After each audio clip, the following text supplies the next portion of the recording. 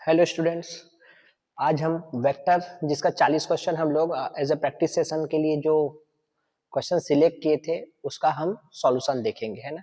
आप लोग उन सभी क्वेश्चन को अपने एंड से ट्राई कर चुके होंगे और जिनके पास ये नहीं पहुंचा होगा वो भी एज ए इसको टेस्ट सीरीज जैसा एज अ प्रैक्टिस सेशन जैसे आप देख सकते हैं। ठीक है, 40 क्वेश्चन अराउंड है, उसमें से हम देखते हैं कि कितना हो पाता है। इस लेक्चर में हम 2 लेक्चर करके इसको कंप्लीट करेंगे। ठीक है, स्टार्ट करते हैं। दोनों लैंग्वेज में आपका क्वेश्चन लिखा हुआ है, सारे क्वेश्चंस हैं। ठीक है, हिंदी वाले हिंदी को पढ़ सकते हैं, इंग्लिश वाले इंग्लिश को पढ़ सकते हैं। तो स्टार्ट करते हैं। देखिए, मैं इंग्लिश साइड से पढ़ रहा हूँ। एबीसीडी इज अ क्वाड्रिलेटरल, है ना।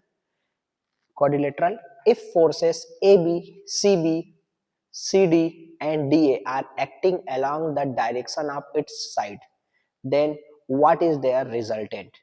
ठीक है, कोई एक क्वाड्रिलेटरल है, सिर्फ क्वाड्रिलेटरल बोला है स्टूडेंट, है ना। तो क्वाड्रिलेटरल बोला है तो हमको ये नहीं पता है कि वो स्पेशल टाइप का कौन सा क्वाड्रिलेटरल है। ठीक है, तो हम रेंडम कोई भी बनाएंगे जो हमारे पास अवेलेबल है। ठीक है, तो मैं ये क्वाड्रिलेटरल ले लेता हूँ। ठीक है, यहाँ से हम ये क्वाड्रिलेटरल ले लेते हैं। ठीक है, ये रेक्टेंगल जैसा दिख रहा है बट वो जरूरी नहीं है कि वो रेक्टेंगल हो। ठीक है, पर क्वाड्रिलेटरल दिया है तो हमारे पास जो अवेलेबल है वो ले लिए। ठीक है, उसके बाद क्या बोल रहा है कि ये जो फोर्सेस है वो A B C B C D और डी ए के अलोंग काम कर रहा है। ठीक है, तो सबसे पहले हम मार्किंग कर देते हैं कि हमारा जो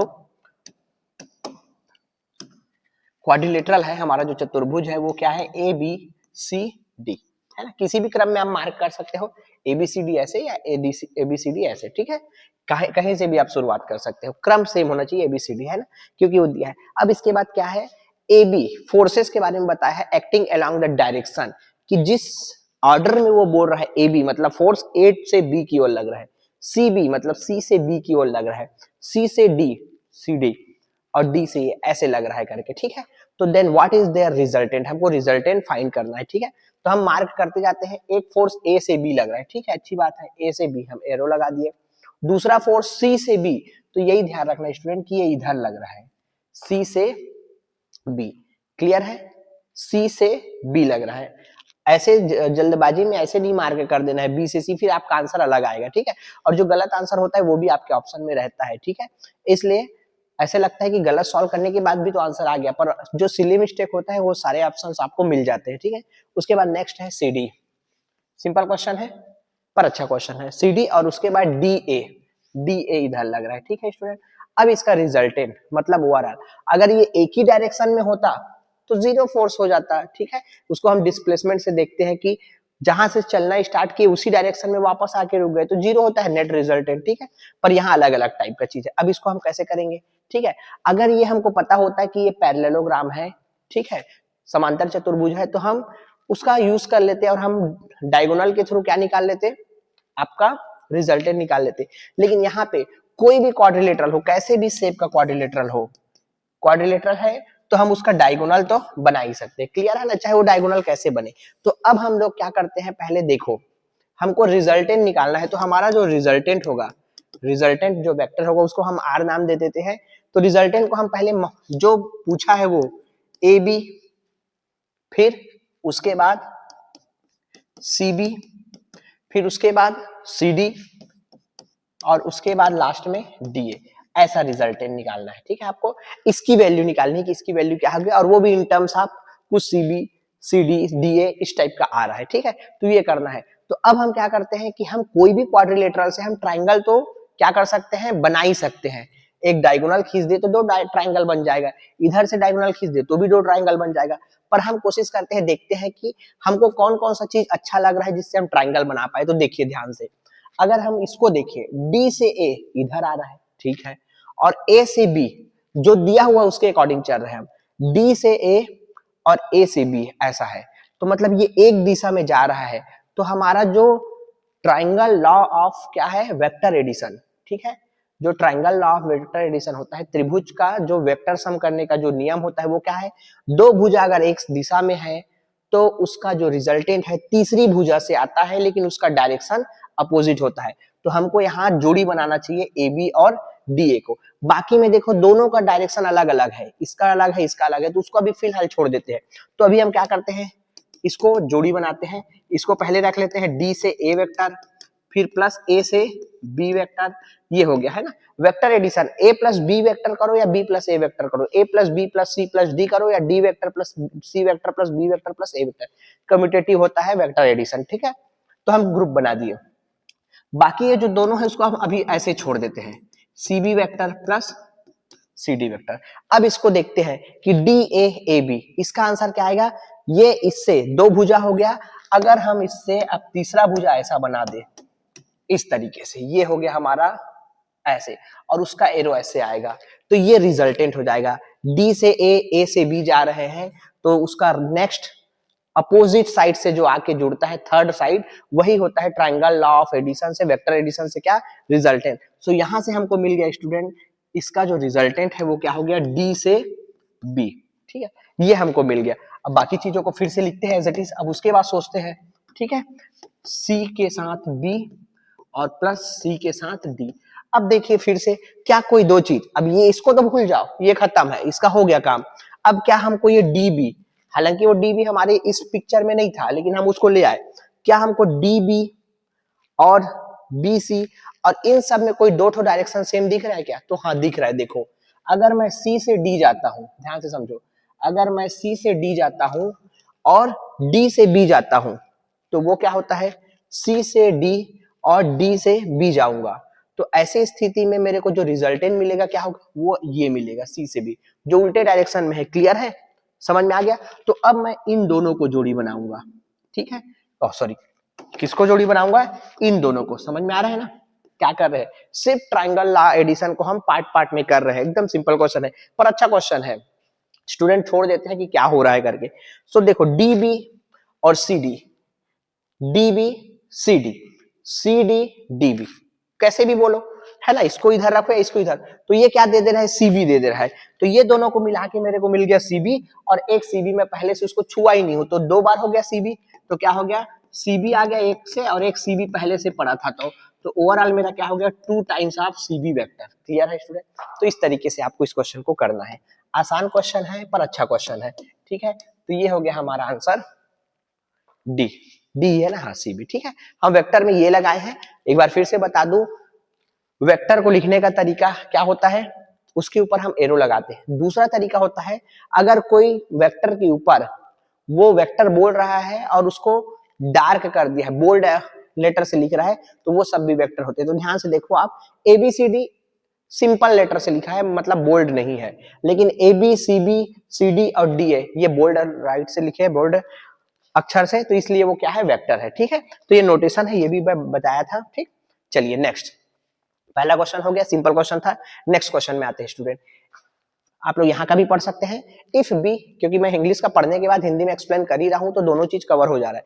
if B and C are position vectors of point B and C respectively, then what is the position vector of D.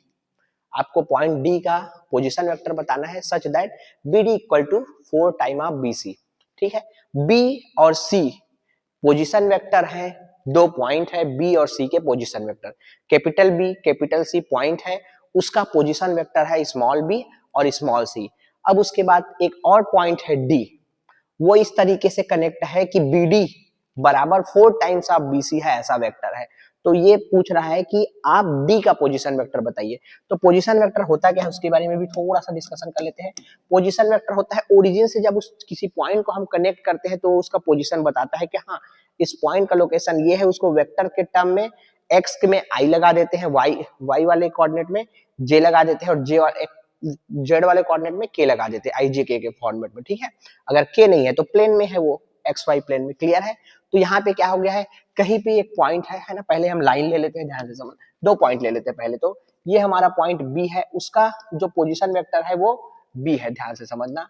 और एक पॉइंट है आपका सी कैपिटल सी, उसका जो पोजीशन वेक्टर है सी। ठीक है, क्लियर है, बोल्ड से लिखा है, मैं वेक्टर फॉर्म में लिख रहा हूं ताकि और अच्छे से चीजें समझ में आए। ये जो है दो क्या है, इसको मैं जोड़ दिया, पोजीशन वेक्टर है। पहले तो नहीं जोड़ते हैं, ऐसे करते हैं कि कहीं ना कहीं स्पेस में हमारे पास एक चीज होगा ओरिजिन, जिसके रिस्पेक्ट में हम उसका पोजीशन बताते हैं। जैसे कोऑर्डिनेट सिस्टम सिंपल पढ़ते हैं, पॉइंट 2,3 2D ज्योमेट्री में मैं चल रहा हूं, पॉइंट 2,3 तो x की वैल्यू 2 और y की वैल्यू 3, तो x में चलते हो 2 और y में चलते हो 3, और दोनों जहां के मिलता है वो क्या हो जाता है, उस पॉइंट का लोकेशन होता है।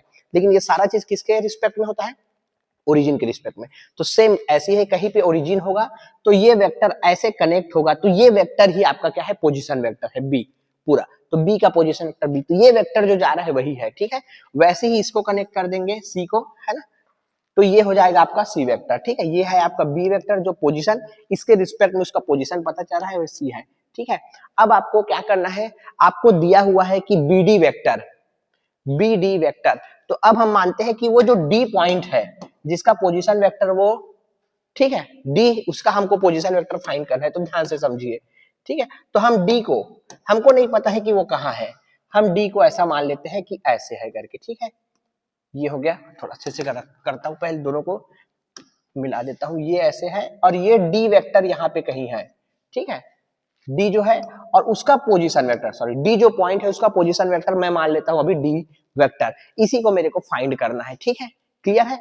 तो इसको हमको फाइंड करना है, तो हमको जो रिलेशन मिला है वेक्टर में, सो वेक्टर में हमको जो रिलेशन मिला है उसको हम लिखते हैं। वेक्टर में हमको रिलेशन दिया हुआ है बी डी वेक्टर, ध्यान से समझिए, B D vector is equal to 4 time of B C vector. ये भी सिंपल है, जब भी कोई चीज पोजीशन वेक्टर के टर्म्स में लिखा हुआ हो, ये पोजीशन वेक्टर के टर्म में, तो हम वेक्टर कैसे बनाते हैं, जैसे इसके लिए मैं वेक्टर बनाऊंगा, ध्यान से समझना, मेरे को बनाना है बी से सी वेक्टर, क्योंकि मैं लिख रहा हूं ना बी से सी वेक्टर, तो याद करो हम लोग पढ़े हैं बी से सी वेक्टर बनाना है और दोनों का पोजीशन वेक्टर मेरे को पता है, तो मैं किधर जा रहा हूं, बी से सी की ओर जा रहा हूं। तो सबसे पहले पोजीशन वेक्टर आएगा सी का जहां जा रहा हूं, माइनस पोजीशन वेक्टर आएगा बी का। तो यहां से हमको क्या मिल गया, बी से डी, तो बी से डी, तो डी का पोजीशन वेक्टर जो मैं लेट करके चला हूं डी वेक्टर, और बी का पोजीशन वेक्टर जो मेरे को क्या दिया है, तो यहाँ पे क्या हो गया, ये हो जाएगा सिंपली डी माइनस बी। समझ में आ रहा है, डी माइनस बी वेक्टर, क्योंकि जा किधर रहा हूं मैं, बी से डी की ओर को, तो डी का पोजीशन वेक्टर डी और बी का पोजीशन वेक्टर दिया हुआ है, ठीक है, equal to 4 time of B C. तो सी का पोजीशन वेक्टर हमारे पास है सी वेक्टर और बी का पोजीशन वेक्टर माइनस करके, तो वो हो जाएगा बी वेक्टर। बस सॉल्व कर दो, आ गया। हमको डी वेक्टर निकालना है, so D vector is equal D vector minus, इसको इधर ही रहने दो अभी फिलहाल, वहां से क्लियर हो जाएगा, माइनस का B vector is equal to, ये हो जाएगा student 4 times of C vector minus 4 times of B vector, ठीक है। लेकिन हमको सिर्फ डी वेक्टर निकालना है, तो माइनस बी वेक्टर को उधर ले जाओगे तो क्या हो जाएगा, वो प्लस का बी वेक्टर, तो इसके साथ माइनस होकर क्या हो जाएगा, दिस इंप्लाइज डी वेक्टर, सी को कुछ नहीं करना है तो 4 टाइम्स ऑफ सी वेक्टर, लेकिन ये माइनस जाके वहां प्लस हो गया, तो -4 में जब एक कैंसिल आउट हो जाएगा तो माइनस का 3b वेक्टर आएगा। तो देख लो कौन सा है, 4c माइनस 3b वेक्टर। तो ये हो गया आपका आंसर, है ना।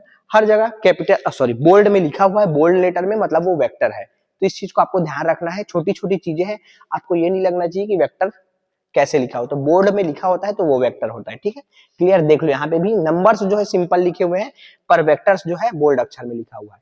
चलिए next question, third question, if B is a unit vector in the xy plane making an angle of pi by 4 with x axis, ठीक है, then the value of vector b, फिर से वेक्टर b है, ठीक है, b is a unit vector है बोल रहा है, ठीक है, b एक यूनिट वेक्टर है जो कहाँ है, एक्स वाई प्लेन में है। मतलब सिंपल सी बात है, हम केवल i और j के बारे में बात कर रहे हैं, क्लियर है, k के बारे में बात ही नहीं हो रहा है, क्योंकि x में हम उसका जो यूनिट वेक्टर है उसको क्या मान के चले हैं, स्टैंडर्ड i कैप, और y वाले डायरेक्शन में हम यूनिट वेक्टर को क्या मान के चले हैं, j कैप। और ये वेक्टर जो पूछ रहा है जिसके बारे में जानकारी, वो किस में है बोल रहा है, एक्स वाई प्लेन में, तो k के बारे में कोई जानकारी हमको नहीं रखना है क्योंकि वो जीरो है, समझ जाओ। वो इसमें से ये जो वेक्टर है वो कितना एंगल बनाता है, एक्स एक्सिस के साथ पाई बाई 4 45 डिग्री एंगल बनाता है। तो आपको किसकी वैल्यू बतानी है, बी की वैल्यू बतानी है, ठीक है। तो देखिए आपका जो सिंपल ये हमारे पास एक्स वाई प्लेन है, ठीक है, इधर हमारा उसका निगेटिव भाग है, इधर हमारा y का नेगेटिव भाग है, क्लियर है।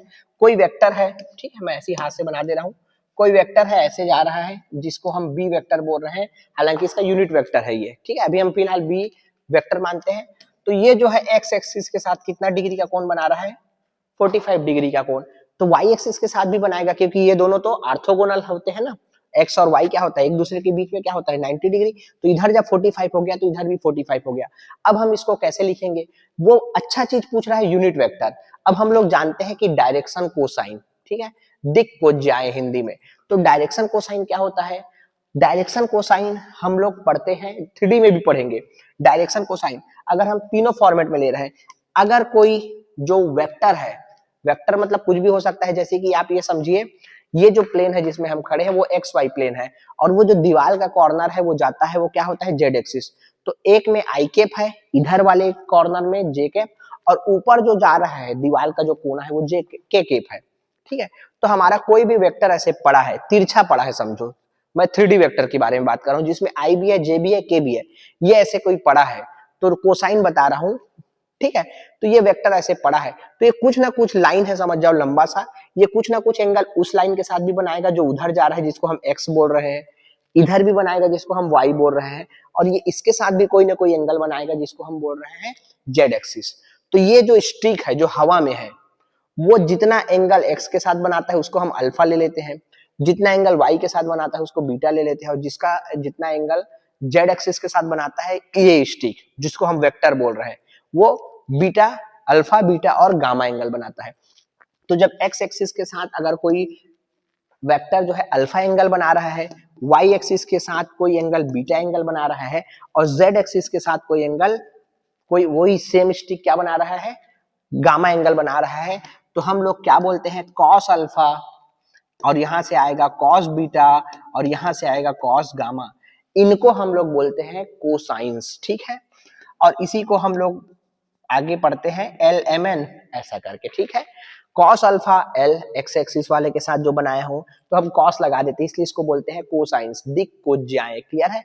तो दिक कोज्याए हमेशा क्या होता है, दिक कोज्या से जब हम वेक्टर बनाते हैं वो यूनिट वेक्टर ही बनता है, तो अच्छी बात है, तो हमको यहाँ यूनिट वेक्टर के लिए इन्हीं को यूज करना है। तो अब हमारे पास ये वाला पोर्शन नहीं है स्टूडेंट, यहाँ पे ये वाला कहानी नहीं चल रहा है, ठीक है, ये हमारे पास फिलहाल नहीं, पर ये जानना चाहिए हमको, ठीक है, क्योंकि 3D वेक्टर कहीं भी आएगा, ठीक है, हमेशा केवल आईजे वाला आए जरूरी थोड़ी है। तो यहाँ पे ये 45 डिग्री किसके साथ बना लिया, 45 डिग्री बना लिया ये एक्स एक्सिस के साथ, तो इसलिए मेरा एल का मान क्या हो जाएगा, एल का मान हो जाएगा मेरा cos 45 degree is equal to 1/√2, और एम को हम क्या लेते हैं वाई एक्सिस के साथ, तो वहां भी ये तो ऑर्थोगोनल है, तो यहाँ भी ये 45 बनाएगा, क्लियर दिख रहा है ना, तो यहाँ भी ये cos का 45 बना, तो m का मान भी क्या हो गया 1/√2। तो हमारा जो रिक्वायर्ड वेक्टर होगा, हमारा जो रिक्वायर्ड वेक्टर होगा, जिसको हम कुछ भी मान लेते हैं, रिक्वायर्ड वेक्टर हमारा यहाँ पे दिया है बी कैप, ठीक है, बी कैप ही है हमारा, क्योंकि वो यूनिट वेक्टर ही आएगा।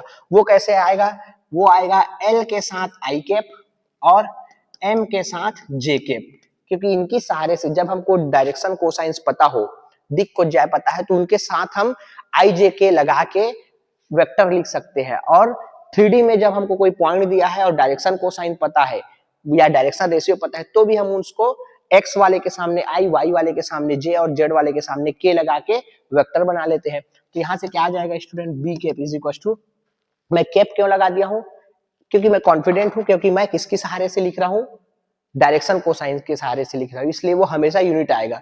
तो आपका क्या आ जाएगा, एल का मान 1/√2 और एम का मान भी 1/√2, तो दोनों जगह से 1/√2, तो आई प्लस जे लिख देता हूँ, √2 दोनों के जगह से है, उसको टोटल नीचे लिख देता हूँ। तो कौन सा वाला आंसर आ रहा है, ये वाला आंसर, क्लियर है। तो ये हो गया हमारा करेक्ट आंसर सी, क्लियर। तो इस तरीके से आपको प्रैक्टिस करना है स्टूडेंट, ठीक है। नेक्स्ट क्वेश्चन आगे बढ़ते हैं, जितना ज्यादा हो जाए अभी आज क्वेश्चन करेंगे, 40 क्वेश्चन है अपने पास। चलिए next question, find the magnitude and direction cosine, फिर से आ गया, find the magnitude and direction cosine of the vector, ठीक है। अब देखिए हम डायरेक्शन कोसाइन कितने तरीके से फाइंड कर सकते हैं, ठीक है, अच्छे से हम पढ़ चुके हैं। अगर हमको तीनों एक्सिस के साथ एंगल बनाते हुए पता है कि ये भाई स्टिक है जिसको हम वेक्टर मार रहे हैं, 3D वेक्टर है, आई भी है, जे भी है, के भी है, लेकिन इसको बताया नहीं गया है कि ये कितना आई, कितना जे, कितना के है, वो सिर्फ बता दिया ये वेक्टर है, ए वेक्टर, बस नाम दे दिया, ए के ऊपर वेक्टर का साइन लग गया। लेकिन उसके साथ बताया है कि ये जो है, ये जो वेक्टर है, ठीक है, 3D वेक्टर, इसको हम ऐसे समझते हैं, ध्यान से समझना।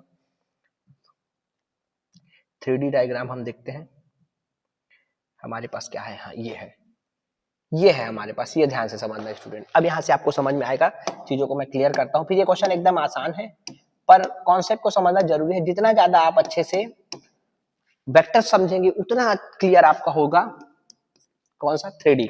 ठीक है, शायद इसमें अच्छे से दिख नहीं रहा होगा, मैं कलर चेंज कर लेता हूँ, ब्लैक कलर से ही लिखता हूँ। ये हो गया हमारा एक्स एक्सिस स्टूडेंट, ठीक है, ये वाला। और ये वाला हो गया है जो हमारा ऊपर जा रहा है, ये हो गया हमारा वाई एक्सिस, ठीक है, मतलब ये प्लेन है। और ये जो आ रहा है जेड, ये जेड है। तो हमको ये जो हमारा बोर्ड है, सरफेस है, वो टू डायमेंशन है, पर इसमें हम 3D चित्र को नहीं दिखा सकते, इसलिए हम इसको तिरछा खींचते हैं। पर ये तिरछा नहीं है, ये ऐसे है स्टूडेंट, समझ में आ रहा है ना। ये वाई एक्सिस ये है, समझ जाओ, ये वाला जो है कॉर्नर, और ये एक्स एक्सिस है, समझ में आ गया, मैं दिख रहा हूँ तो। और ये वाला जो भाग ऐसे जो बाहर निकल रहा है, ठीक है, शायद नहीं दिख रहा था, यहां से देखो, ये जो है बोर्ड का वाई एक्सिस, ये जो है एक्स एक्सिस, समझ में आ गया।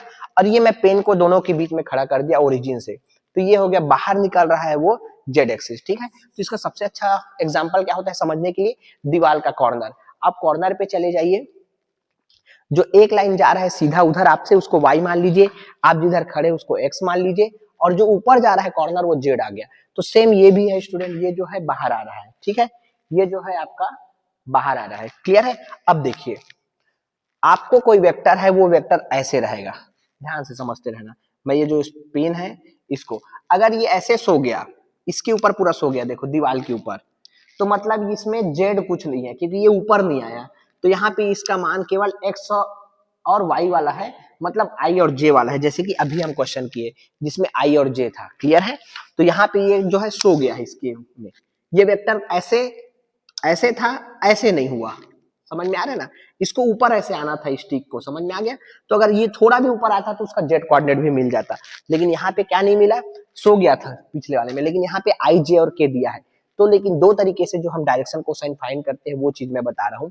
अगर कोई वेक्टर है जिसको मैं अभी स्केल से आपको बता दिया, पर वो वेक्टर कैसे जाता है, ये पीछे वाला भाग है, ये ऐसे फूला हुआ है, समझ जाओ डब्बा, इसका जो पीछे वाला भाग है ओरिजिन, वहां से आता है इधर के डब्बे के सामने वाले भाग में, यहां तक ये वेक्टर है। तो समझ जाओ ऐसे पेन है, ठीक है, ऐसे पेन है। तो अब हमको कितने तरीके से हम डायरेक्शन कोसाइन निकाल सकते हैं, दो तरीके से। हमको आई जे के फॉर्मेट में नहीं दिया है, लेकिन वो बता रहा है कि इसके साथ एंगल बनाता है अल्फा, वाई एक्सिस के साथ एंगल बनाता है बीटा, बीटा, वाई के साथ हम स्टैंडर्ड क्या लेते हैं बीटा, और जेड एक्सिस के साथ यही एंगल बनाता है गामा। तो तीनों में कॉस लगा दो, कॉस अल्फा, तो क्या मिल गया आपको, एल मिल गया। डायरेक्शन कोसाइन किस साइड में, एक्स के साइड में। बीटा वाले में कॉस लगा दिए तो डायरेक्शन कोसाइन वाई के साइड में, और गामा वाले में कॉस लगा दिए तो डायरेक्शन कोसाइन किधर, जेड एक्सिस के साइड, ठीक है, क्लियर है। उसी को एल बोलते हैं, इसको एम बोलते हैं, और इसको एन बोलते हैं, क्लियर है। ये आपका पीछा नहीं छोड़ने वाला, पूरा 3D तक, क्लियर है, समझ में आ गया। तो ये एक तरीका है। जैसे मैं बोलता हूं कि चलो अल्फा का मान 30 डिग्री है, बीटा का मान 60 डिग्री है, और गामा का मान और कुछ डिग्री ले लेते हैं, ठीक है, 45 डिग्री ले लेते हैं। तो यहाँ से एल का मान क्या आ जाएगा, cos 30, cos 30 मतलब √3/2। यहाँ से m, बीटा वाला का m आता है cos 60 1/2, और cos गामा जिसको हम लोग बोलेंगे n, तो n का मान क्या आ जाएगा 40 डिग्री में cos का 1/√2, ये निकल गया।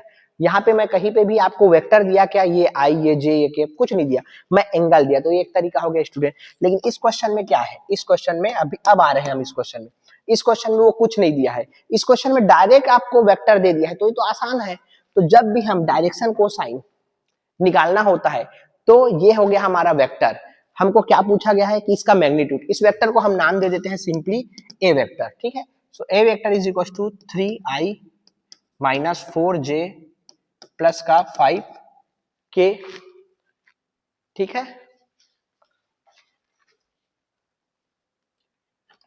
तो सबसे पहले हम इसका, ये हमारा हो गया वेक्टर, ठीक है।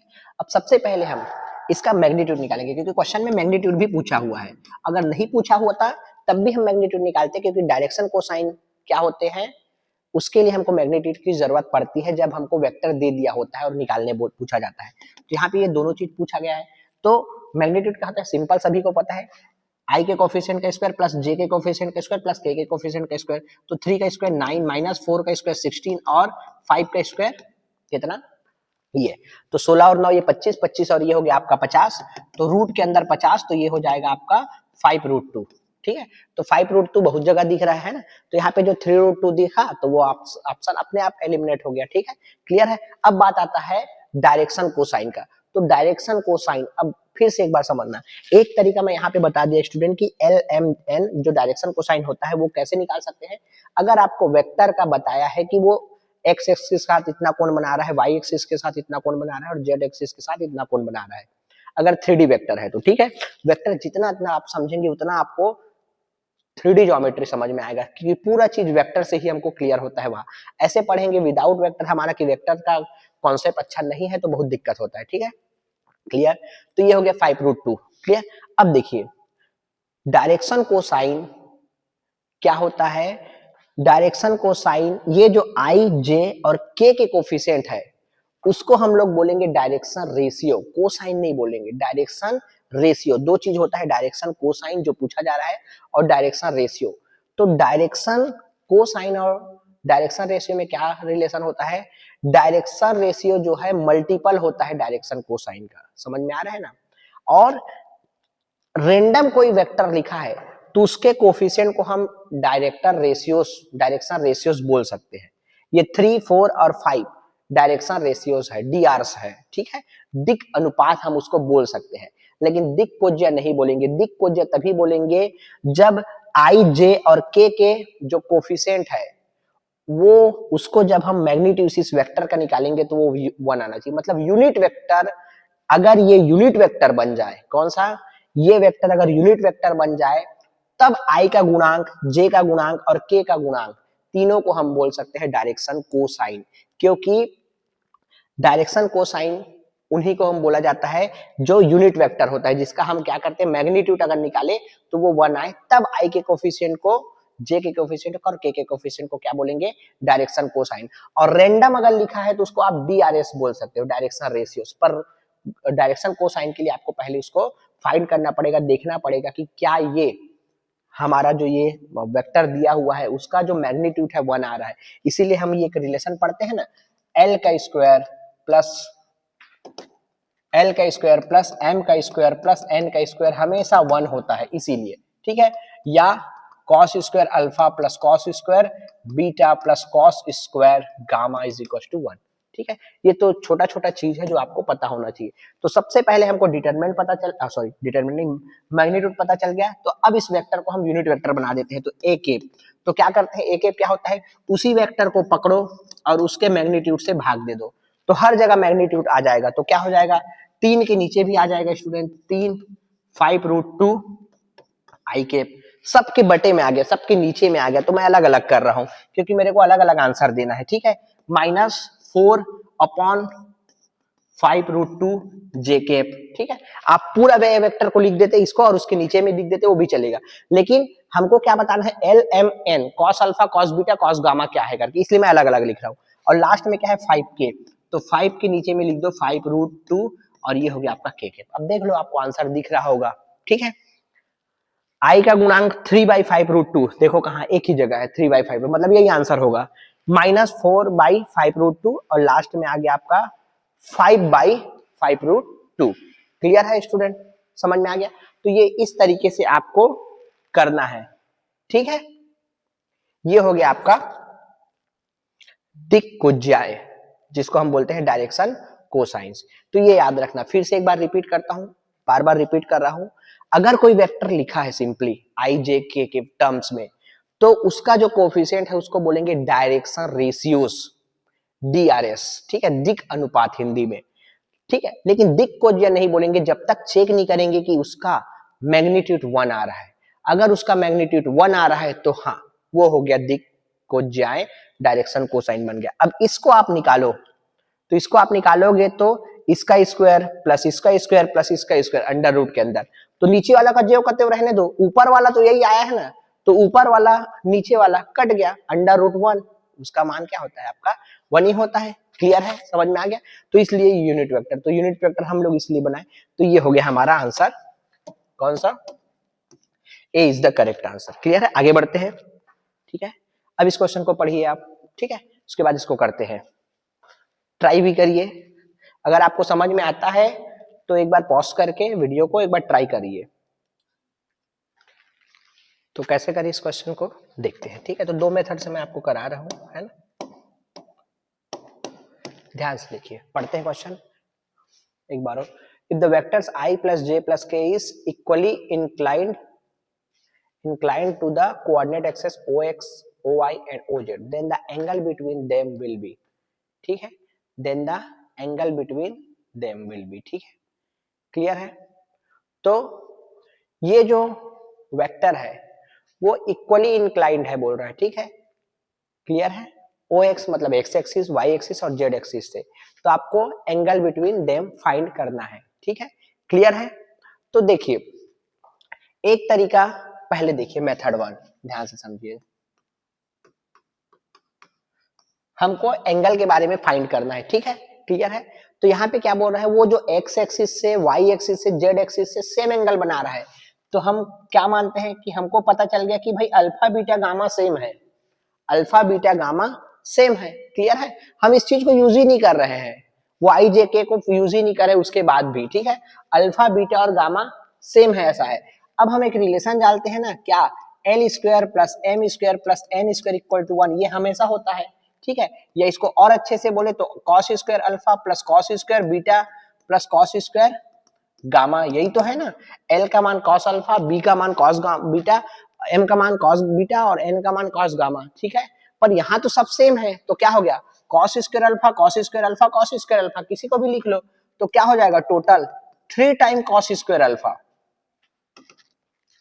कितना, 3 टाइम कॉस स्क्वायर अल्फा। थोड़ा शॉर्टकट करते हैं, सिंपल कैलकुलेशन है, 3 इक्वल टू 1, तो हमको जो सिर्फ क्या निकालना है, cos of cos square alpha is equal to 1/3, तो हमको सिर्फ अल्फा निकालना है, ठीक है। तो इसको और अच्छे से लिखते हैं, तो क्या हो जाएगा, cos of alpha is equal to plus minus under root 1/3, ठीक है, 1/√3। तो हमको क्या निकालना है, कॉस इनवर्स, तो दिख रहा है आंसर आपका 1/3 वाला। तो अल्फा इज इक्वल टू क्या हो गया, कॉस इनवर्स प्लस माइनस 1/√3। हम बिना उसका यूज किए, तो कौन सा आंसर हमारे पास है, प्लस वाला है, तो हम दे दिए, ठीक है, क्लियर है। तो यहाँ पे आप इसको सिलेक्ट कर सकते हो, ये सिंपल था, ठीक है। अब देखिए दूसरा तरीका से, है ना, मेथड 2।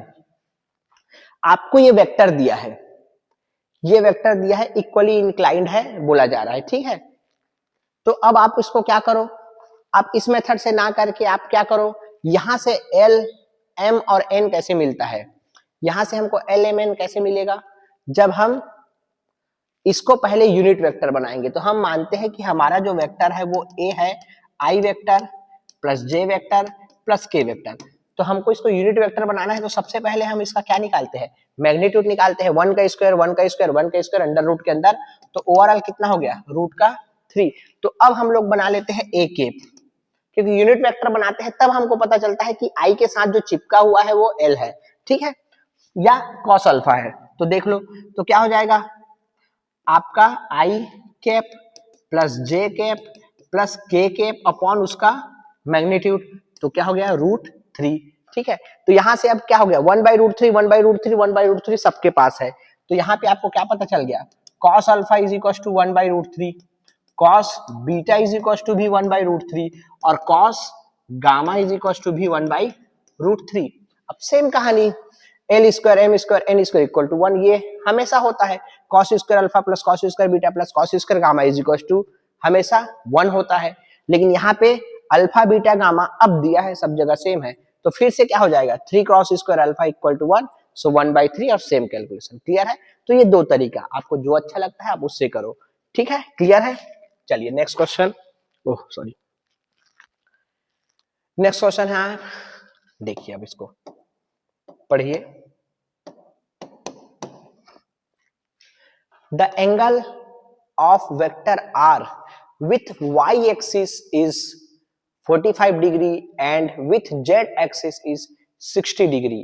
एक वेक्टर है r, उसका एंगल y एक्सिस के साथ वो बना रहा है 45 डिग्री, मतलब कोई स्पेस में है, तो y वाले के साथ 45 45 डिग्री, जेड ऊपर वाले के साथ 60 डिग्री, एक्स वाले के साथ कुछ नहीं दिया है। अब एक चीज ध्यान से समझना स्टूडेंट, जितने भी क्वेश्चन इसके बाद आएंगे कहीं पे अगर आपको ये डबल टाइप का चिन्ह दिखेगा ये वाला, ठीक है, तो इसको मैं ब्लैक से करता हूं, ये एक्चुअल में सिर्फ उसका मैग्नीट्यूड है ना। जब इसको मैं दोनों लैंग्वेज में कन्वर्ट किया हूं क्वेश्चन को, तो ये जो है इस टाइप का नोटेशन दे दिया है, ठीक है, क्लियर है। तो याद रखना इसके बाद आगे जब भी आपको इस टाइप का कोई चिन्ह दिखे तो आप इसको समझना कि ये मॉड है, मतलब उसका मैग्नीट्यूड है, क्लियर है। ये जब कन्वर्ट किया है क्वेश्चन को तो ये ऐसी हो गया है, ठीक है, क्लियर है, क्योंकि इस टाइप का चीज हम उसमें पढ़ते हैं मैट्रिक स्पेस में, वो हमारे सिलेबस में नहीं है, ठीक है, हायर मैथमेटिक्स में आप लोग सब पढ़े हो, ठीक है, क्लियर है। तो इसको आप आगे से याद रखना कि जब भी दो ठो लाइन आपको दिखना हो तो ये प्रिंटिंग का मिस्टेक है, ठीक है, कन्वर्ट किया जब जेमिनी से कि हमारे पास एक लैंग्वेज में क्वेश्चन था, दूसरे लैंग्वेज में हम लोग उसको कन्वर्ट करके रखे हैं साइड बाय साइड, तो वहां पे उस नोटेशन को मॉड वाले को डबल नोटेशन से रिप्लेस कर दिया, ठीक है, क्लियर है स्टूडेंट। तो if magnitude of vector R आपको आर दिया है, तब आपको फाइंड करना है उस वेक्टर को ही फाइंड करना है पूरा, ठीक है, क्लियर। आप कैसे करेंगे, जिनको एक बार ट्राई करना है वो पॉज करे हर बार और उसके बाद उसको ट्राई करे, ठीक है, क्लियर। तो वेक्टर जो है किसके साथ डिग्री बना रहा है, कौन, 45 डिग्री वाई एक्सिस के साथ और जेड एक्सिस के साथ 60 डिग्री, और आपको मैग्नीट्यूड भी दे दिया है, क्लियर है। तो आपको वेक्टर फाइंड करना है, ध्यान से समझना। तो देखिए आपको जो जानकारी दिया है वो अल्फा के बारे में कोई जानकारी आपको नहीं दिया हुआ है, ठीक है, क्लियर है। आपको लेकिन बीटा के बारे में जो वाई एक्सिस के साथ होता है उसको हम स्टैंडर्ड मानते हैं कि हमको बीटा के साथ जो जानकारी मिला है वो क्या है, कितना डिग्री बना रहा है, 45 डिग्री, और जेड एक्सिस के साथ जब एंगल बनाता है तो उसको हम बोलते हैं गामा, वो कितना डिग्री बना रहा है, 60 डिग्री, ठीक है। ये डायरेक्शन कोसाइन बहुत यूज होता है, ठीक है, क्लियर है। तो जो जो चीज है वो हम निकाल लेते हैं। एल हमारे पास अभी अवेलेबल नहीं है, ठीक है, अभी हम ऐसे क्वेश्चन मार्क लगा दिए है, लेकिन हमारे पास एम, एम मतलब cos 45 डिग्री, ठीक है, सो एम की वैल्यू 45 डिग्री से क्या आ गया, 1/√2, क्लियर है। वैसे ही गामा फिर इसमें लगा देते हैं cos गामा, तो वो क्या देता है हमको, एल एम और एन, तो cos का 60 डिग्री, तो एन की वैल्यू cos 60 डिग्री 1/2, क्लियर है। तो दो चीज पता है तो तीसरा तो हम आसानी से निकाल सकते हैं, क्यों, क्योंकि हमको एक स्टैंडर्ड रिजल्ट पता है, L square plus M square plus N square equal to 1, ये हमेशा होता है, क्लियर है। ये जो रिजल्ट है वो हमको हमेशा से पता है, ये वाला रिजल्ट, ठीक है, ये स्टैंडर्ड रिजल्ट है, क्लियर। तो इसका यूज कर लेते हैं हम, एम मिल गया, एन मिल गया, हमको एल यहां से मिल जाएगा, ठीक है, सिंपल कैलकुलेशन। तो चलिए फाइंड करते हैं L square as it is, और यही सेम चीज क्या है ना, cos square alpha plus cos square beta plus cos square gamma, same है ना। एल स्क्वायर, एम स्क्वायर की वैल्यू 1/√2 का स्क्वायर तो 1/2, एन स्क्वायर की वैल्यू 1/2 का स्क्वायर तो 1/4 इज इक्वल टू 1।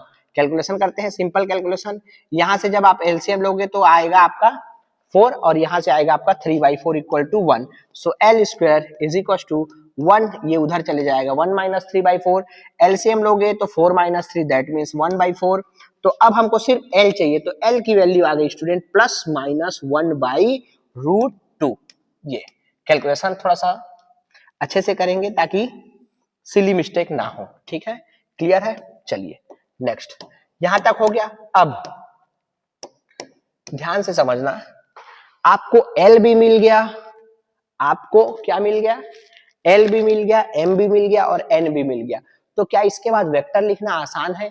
तो अब देखिए ध्यान से, इसके बाद जो मैं वेक्टर एल वेक्टर, हाँ इसके बाद जो मैं वेक्टर लिखूंगा ये वेक्टर आर कैप, ठीक है, आर कैप जो वेक्टर जो हम लिखेंगे केवल आर कैप ही लिखाएगा, क्यों, आर वेक्टर नहीं लिखाएगा, ध्यान से समझना, क्योंकि हम किसके रिस्पेक्ट में लिख रहे हैं, हम जो लिख रहे हैं वो है L M N, cos alpha cos beta cos gamma के रिस्पेक्ट में लिख रहे हैं, मतलब उसका जो मैग्नीट्यूड जब हम निकालेंगे तो 1 आएगा, तो वो उसको हम क्या बोलते हैं, यूनिट वेक्टर बोलते हैं, जिसका मैग्नीट्यूड 1 होता है।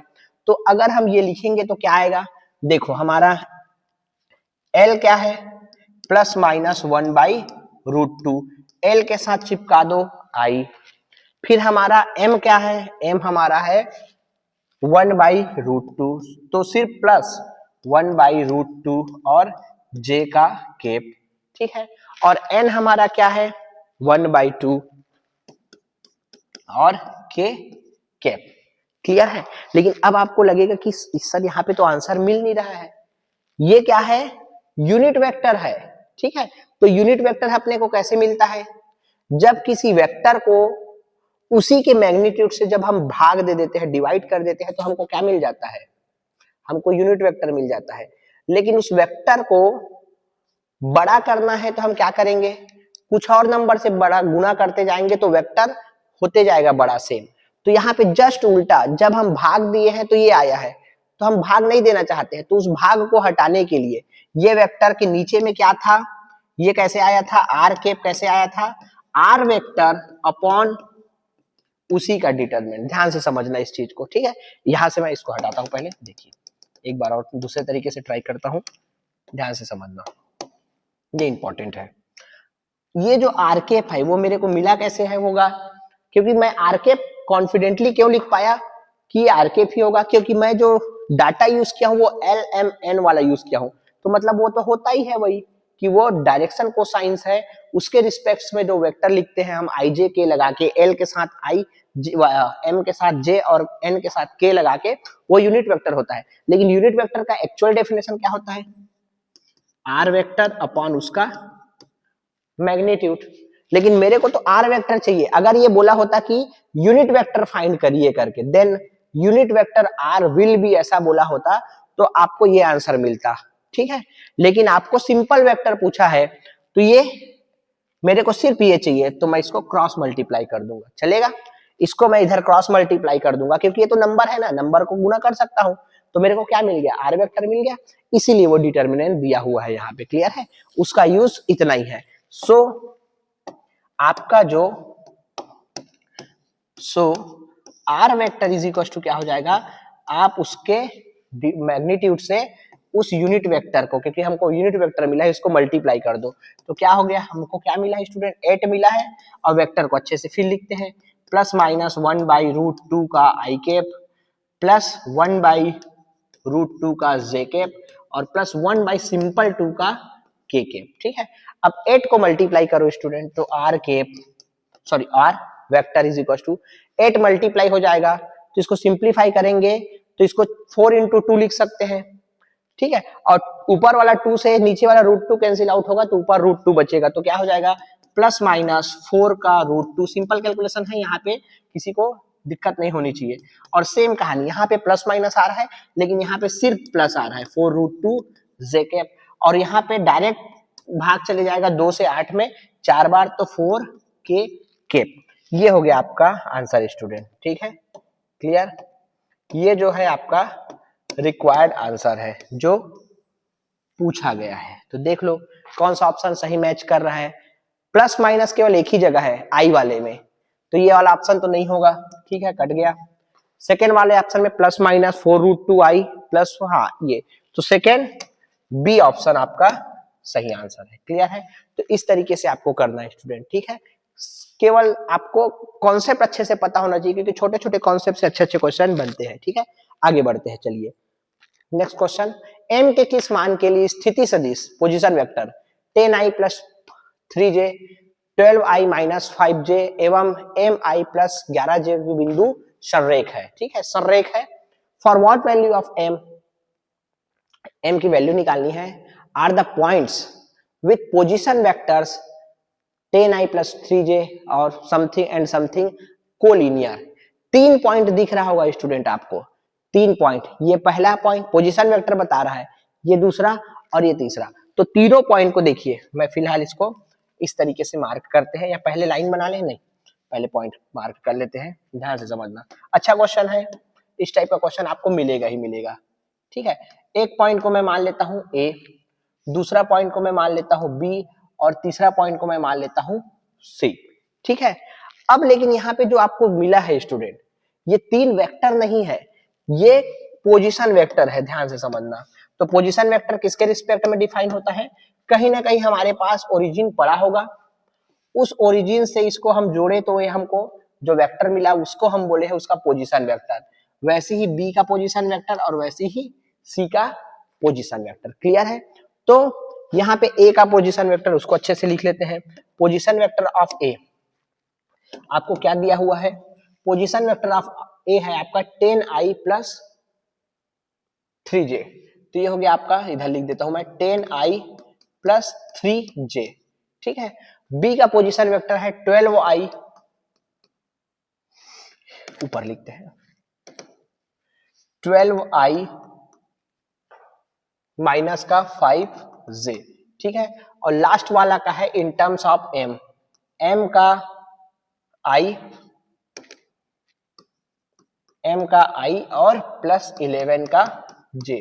अब ये तीनों कोलिनियर है ऐसा, ये तीनों पॉइंट कोलिनियर है ऐसा पूछा जा रहा है। ठीक है। तो इसका कॉन्सेप्ट आपको पता होना चाहिए कि इस टाइप के क्वेश्चन को हम कैसे करते हैं। ठीक है।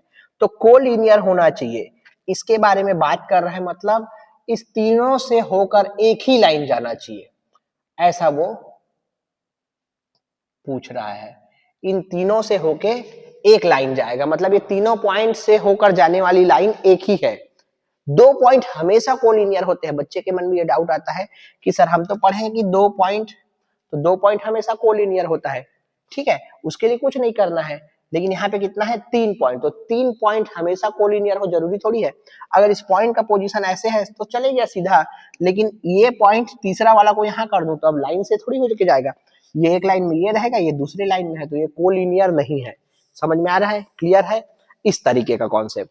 लेकिन इंपॉर्टेंट यहाँ पे जो है वो चीज है कि इस टाइप के क्वेश्चन को कैसे करना है। यहाँ पे जो भी दिया रहता है वो पोजीशन वेक्टर दिया रहता है। ठीक है, तो पोजीशन वेक्टर दिया हुआ है, तो अब हम लोग इसको यूज करेंगे वेक्टर बनाने में। सबसे पहले हम लोग वेक्टर बनाते हैं ए बी वेक्टर। ध्यान से समझना इसका कॉन्सेप्ट। कोलिनियर, कोलिनियर का मतलब हो रहा है कि ध्यान से समझना इस चीज को, ये एक वेक्टर है, ठीक है, और दूसरा वेक्टर मैं बना रहा हूं स्टूडेंट ऐसे, भले वो बड़ा है, लेकिन अब बताओ वेक्टर में इंपॉर्टेंट क्या होता है? एक मैग्नीट्यूड, और उससे भी इंपॉर्टेंट होता है उसका डायरेक्शन। तो अब आप मेरे को बताओ ये दोनों जो वेक्टर है ये कोलिनियर है कि नहीं? तो ये कोलिनियर है। कैसे? इन दोनों का जो डायरेक्शन है, मैग्नीट्यूड थोड़ा ऊपर नीचे चलेगा, इसको मैं ऐसे लाऊंगा तो देख लो छुप गया, कोलिनियर है। ठीक है, तो ये दोनों वेक्टर कोलिनियर है। समझ में आ रहा है? अगर मैं इसको ऐसे कर देता, ऐसे थोड़ा सा भी इसको मैं थोड़ा सा घुमा देता, ध्यान से समझना, सिंपल सा कॉन्सेप्ट है, समझने लायक, तो अब ये कोलिनियर नहीं हुआ। क्यों? क्योंकि फिर से वापस जाता हूं, यहां पे अगर पहले इसको समझ लो, फिर इस टाइप का क्वेश्चन आपको मिलेगा ही मिलेगा। ध्यान से समझना, ये वेक्टर मेरा ए है, ठीक है, और ये वेक्टर मेरा बी है। मैं इतना श्योर हो गया कि दोनों का डायरेक्शन सेम है, तो अब मैं बोल दूंगा कि ये कोलिनियर है, क्योंकि डायरेक्शन सेम है। ठीक है, क्यों? क्योंकि इस छोटे वाले वेक्टर से मैं बड़ा वाला वेक्टर फाइंड कर लूंगा। मान लो इस बी वेक्टर का डायरेक्शन सेम है, मेरे को पता चल गया। ठीक है, इसका जो मैग्नीट्यूड है स्टूडेंट, इसका मैग्नीट्यूड मैं मानता हूं कि 20 है। ठीक है, अब वो कोई भी हो, लेंथ होगा तो लेंथ लिखेंगे, और इसका मैग्नीट्यूड, ये छोटा वेक्टर दिख रहा है तो कितना है? 5 है। ठीक है, लेकिन अच्छी बात यह है कि दोनों वेक्टर एक ही डायरेक्शन के हैं, तो इसी को बोलते हैं कोलिनियर है। तो मैं इससे ये कैसे फाइंड कर सकता हूं? देखो, मैं अगर इस वेक्टर में ये जो मेरा वेक्टर है ए वेक्टर, उसमें मैं 4 गुना कर देता हूं, तो क्या डायरेक्शन चेंज होगा क्या? नहीं, कांस्टेंट मैं पॉजिटिव कांस्टेंट मल्टीप्लाई किया हूं, तो इसका भी डायरेक्शन अभी भी वही है जो ए वेक्टर का था, लेकिन इसका जो मैग्नीट्यूड है वो 4 गुना बढ़ गया ए के मैग्नीट्यूड का। तो ए का मैग्नीट्यूड क्या है? 5 है, तो टोटल क्या हो गया? 20। तो मतलब मैं जब ऐसा किया तो मैं इसके मैग्नीट्यूड को बढ़ा के इसके बराबर कर लिया, तो ये सेम वेक्टर मिल गया। तो इसी टाइप की चीजों को बोलते हैं कोलिनियर। और कोलिनियर का मतलब होता है कि हम एक दूसरे को मल्टीप्लिकेशन, इसके एक को दूसरे के मल्टीप्लिकेशन के रूप में लिख सकते हैं। छोटा चाहिए तो ये 4 की जगह मैं 1/4 कर देता, तो मैं उसको स्केलिंग कर सकता हूं। जैसे ये पेन है और एक ये उंगली है, ठीक है, तो पेन बड़ा है लेकिन डायरेक्शन सेम है दोनों का। तो अब मैं क्या कर सकता हूं, इसमें कुछ बड़ा चीज मल्टीप्लाई करके इसके लेंथ को बढ़ा सकता हूं, लेकिन डायरेक्शन को चेंज नहीं कर सकता। तो सबसे पहले इंपॉर्टेंट क्या था, डायरेक्शन सेम होना था। वो डायरेक्शन सेम मैं यहाँ पे बना दिया, ठीक है। तो वैसे ही क्वेश्चन यहाँ पे बोल रहा है कि 3 पॉइंट कोलिनियर होंगे, तो पहले 3 पॉइंट से आप 2 वेक्टर बनाओ। तो क्योंकि पोजीशन वेक्टर ही हमेशा दिया रहेगा, तो अब बताओ AB वेक्टर कैसे बनेगा, ठीक है। AB वेक्टर हमारा कैसे बनेगा, देखो AB वेक्टर बनेगा पोजीशन वेक्टर, PV लिख रहा हूं। पोजीशन वेक्टर आप पीछे वाला, position vector of B point का माइनस पोजीशन वेक्टर ऑफ पहले वाला A, ये है। तो हमारा जो वेक्टर बन जाएगा वो क्या बन जाएगा student, AB vector is equal to position vector इसका। तो पूरा पहले कर देता हूं मैं, आप शॉर्टकट चल सकते हो। 12 माइनस 5 का J माइनस का इधर का आपका आ गया 10 का I कैप और प्लस का 3 का J कैप, ठीक है। अब माइनस करो, 12 में 10 माइनस हो जाएगा तो क्या हो जाएगा, 2I कैप हो जाएगा, 2 का I कैप और माइनस है और यहां से भी माइनस है, तो ओवरऑल माइनस का 8J, ठीक है। ये मेरे को एक वेक्टर मिल गया, ठीक है। अब दूसरा वेक्टर, ये M अननोन है, हमेशा जब भी इस टाइप का अननोन फाइंड करने का आए तो उसको एक ही बार शामिल करना है, उसको 2 बार शामिल नहीं करना है। ये अच्छा डाटा था, ये अच्छा डाटा था जिसमें दोनों के दोनों पूरा दिया हुआ था, IJ के साथ कोफिशिएंट 10, 12, 5 ऐसा करके, लेकिन यहाँ पे M है। अब मैं क्या करूंगा, B से C वेक्टर फाइंड करूंगा। आप कुछ भी कर सकते हो, B से C वेक्टर भी फाइंड कर सकते हो, कोई स्टूडेंट A से C वेक्टर फाइंड करना चाह रहे हैं तो भी फाइंड कर सकते हैं, कोई इशू नहीं है। एक बार 2 को और एक को छोड़ के तीसरे को, तो तीनों शामिल हो गया, ठीक है। तो तीनों शामिल हो गया, लेकिन इस M वाले को 2 बार शामिल मत करना। कोई बच्चा C से B लिखा और C से A लिखा तो वो गलती कर रहा है, क्योंकि उसका कैलकुलेशन का जो पार्ट है वो बढ़ जाएगा। क्लियर है, समझ में आ गया। तो अब हम लोग लिखते हैं A से B लिख लिए, अब हम लोग लिख लेते हैं A से C वेक्टर। तो सेम इसका माइनस ये होगा स्टूडेंट, पोजीशन वेक्टर C का माइनस पोजीशन वेक्टर A का, तो यहां से क्या हो जाएगा M माइनस 10, तो मैं डायरेक्ट कर देता हूं M माइनस 10 I का केप। वैसे ही 11 माइनस 3 J केप, तो 11 माइनस 3 तो क्या हो जाएगा 8 का J केप, ठीक है। ये दोनों चीज आ गया। अब इधर का चीज मैं इरेज कर रहा हूं, समझ में आ रहा है ना, कि अगर ये कोलिनियर है, ये बोल रहा है कि अगर ये कोलिनियर होंगे तब M का मान क्या होगा, ठीक है। तो हमको कोलिनियर है ऐसा मान के चलेंगे। तो यहाँ पे क्लियर हुआ ना कि हमारा जो B वेक्टर था यहाँ, वो कैसे निकला था, हम A वेक्टर में कोई कांस्टेंट मल्टीप्लाई कर दिए 4। इसी को हम पढ़ेंगे कि B vector lambda times of A vector. अगर ऐसा मैं लिखने में कैपेबल हूं, ऐसा मैं लिख पा रहा हूं, मतलब ये दोनों वेक्टर कोलिनियर है, समझ में आ गया। तभी तो मैं लिख पा रहा हूं, क्योंकि वो एक ही लाइन में है, एक ही साइड में है। और अब बात आता है कि सर ये अलग अलग दिख रहा है, भले पैरेलल है, तो क्या होता है वेक्टर के केस में हम लोग काफी अच्छे से पढ़े हैं कि वेक्टर फ्री होता है, आप इसको ऐसे घुमा सकते हो, लेकिन कंडीशन क्या है, इसका जो रोटेशन है वो चेंज नहीं करना है, एकदम सीधा दिशा वही रहनी चाहिए। तो वेक्टर फ्री होते हैं स्पेस में, आप उसको कहीं भी घुमा सकते, मतलब कहीं भी इधर से उधर पकड़ के ले जा सकते हो, घुमा सकते हो नहीं, पकड़ के ले जा सकते हो। जैसे ये है तो ऐसे करके मैं कहीं भी इसको ले जा सकता हूँ, ऐसे नहीं कर सकता हूँ, थोड़ा भी ऐसे किया मतलब उसका डायरेक्शन चेंज हो गया। क्लियर है, समझ में आ गया।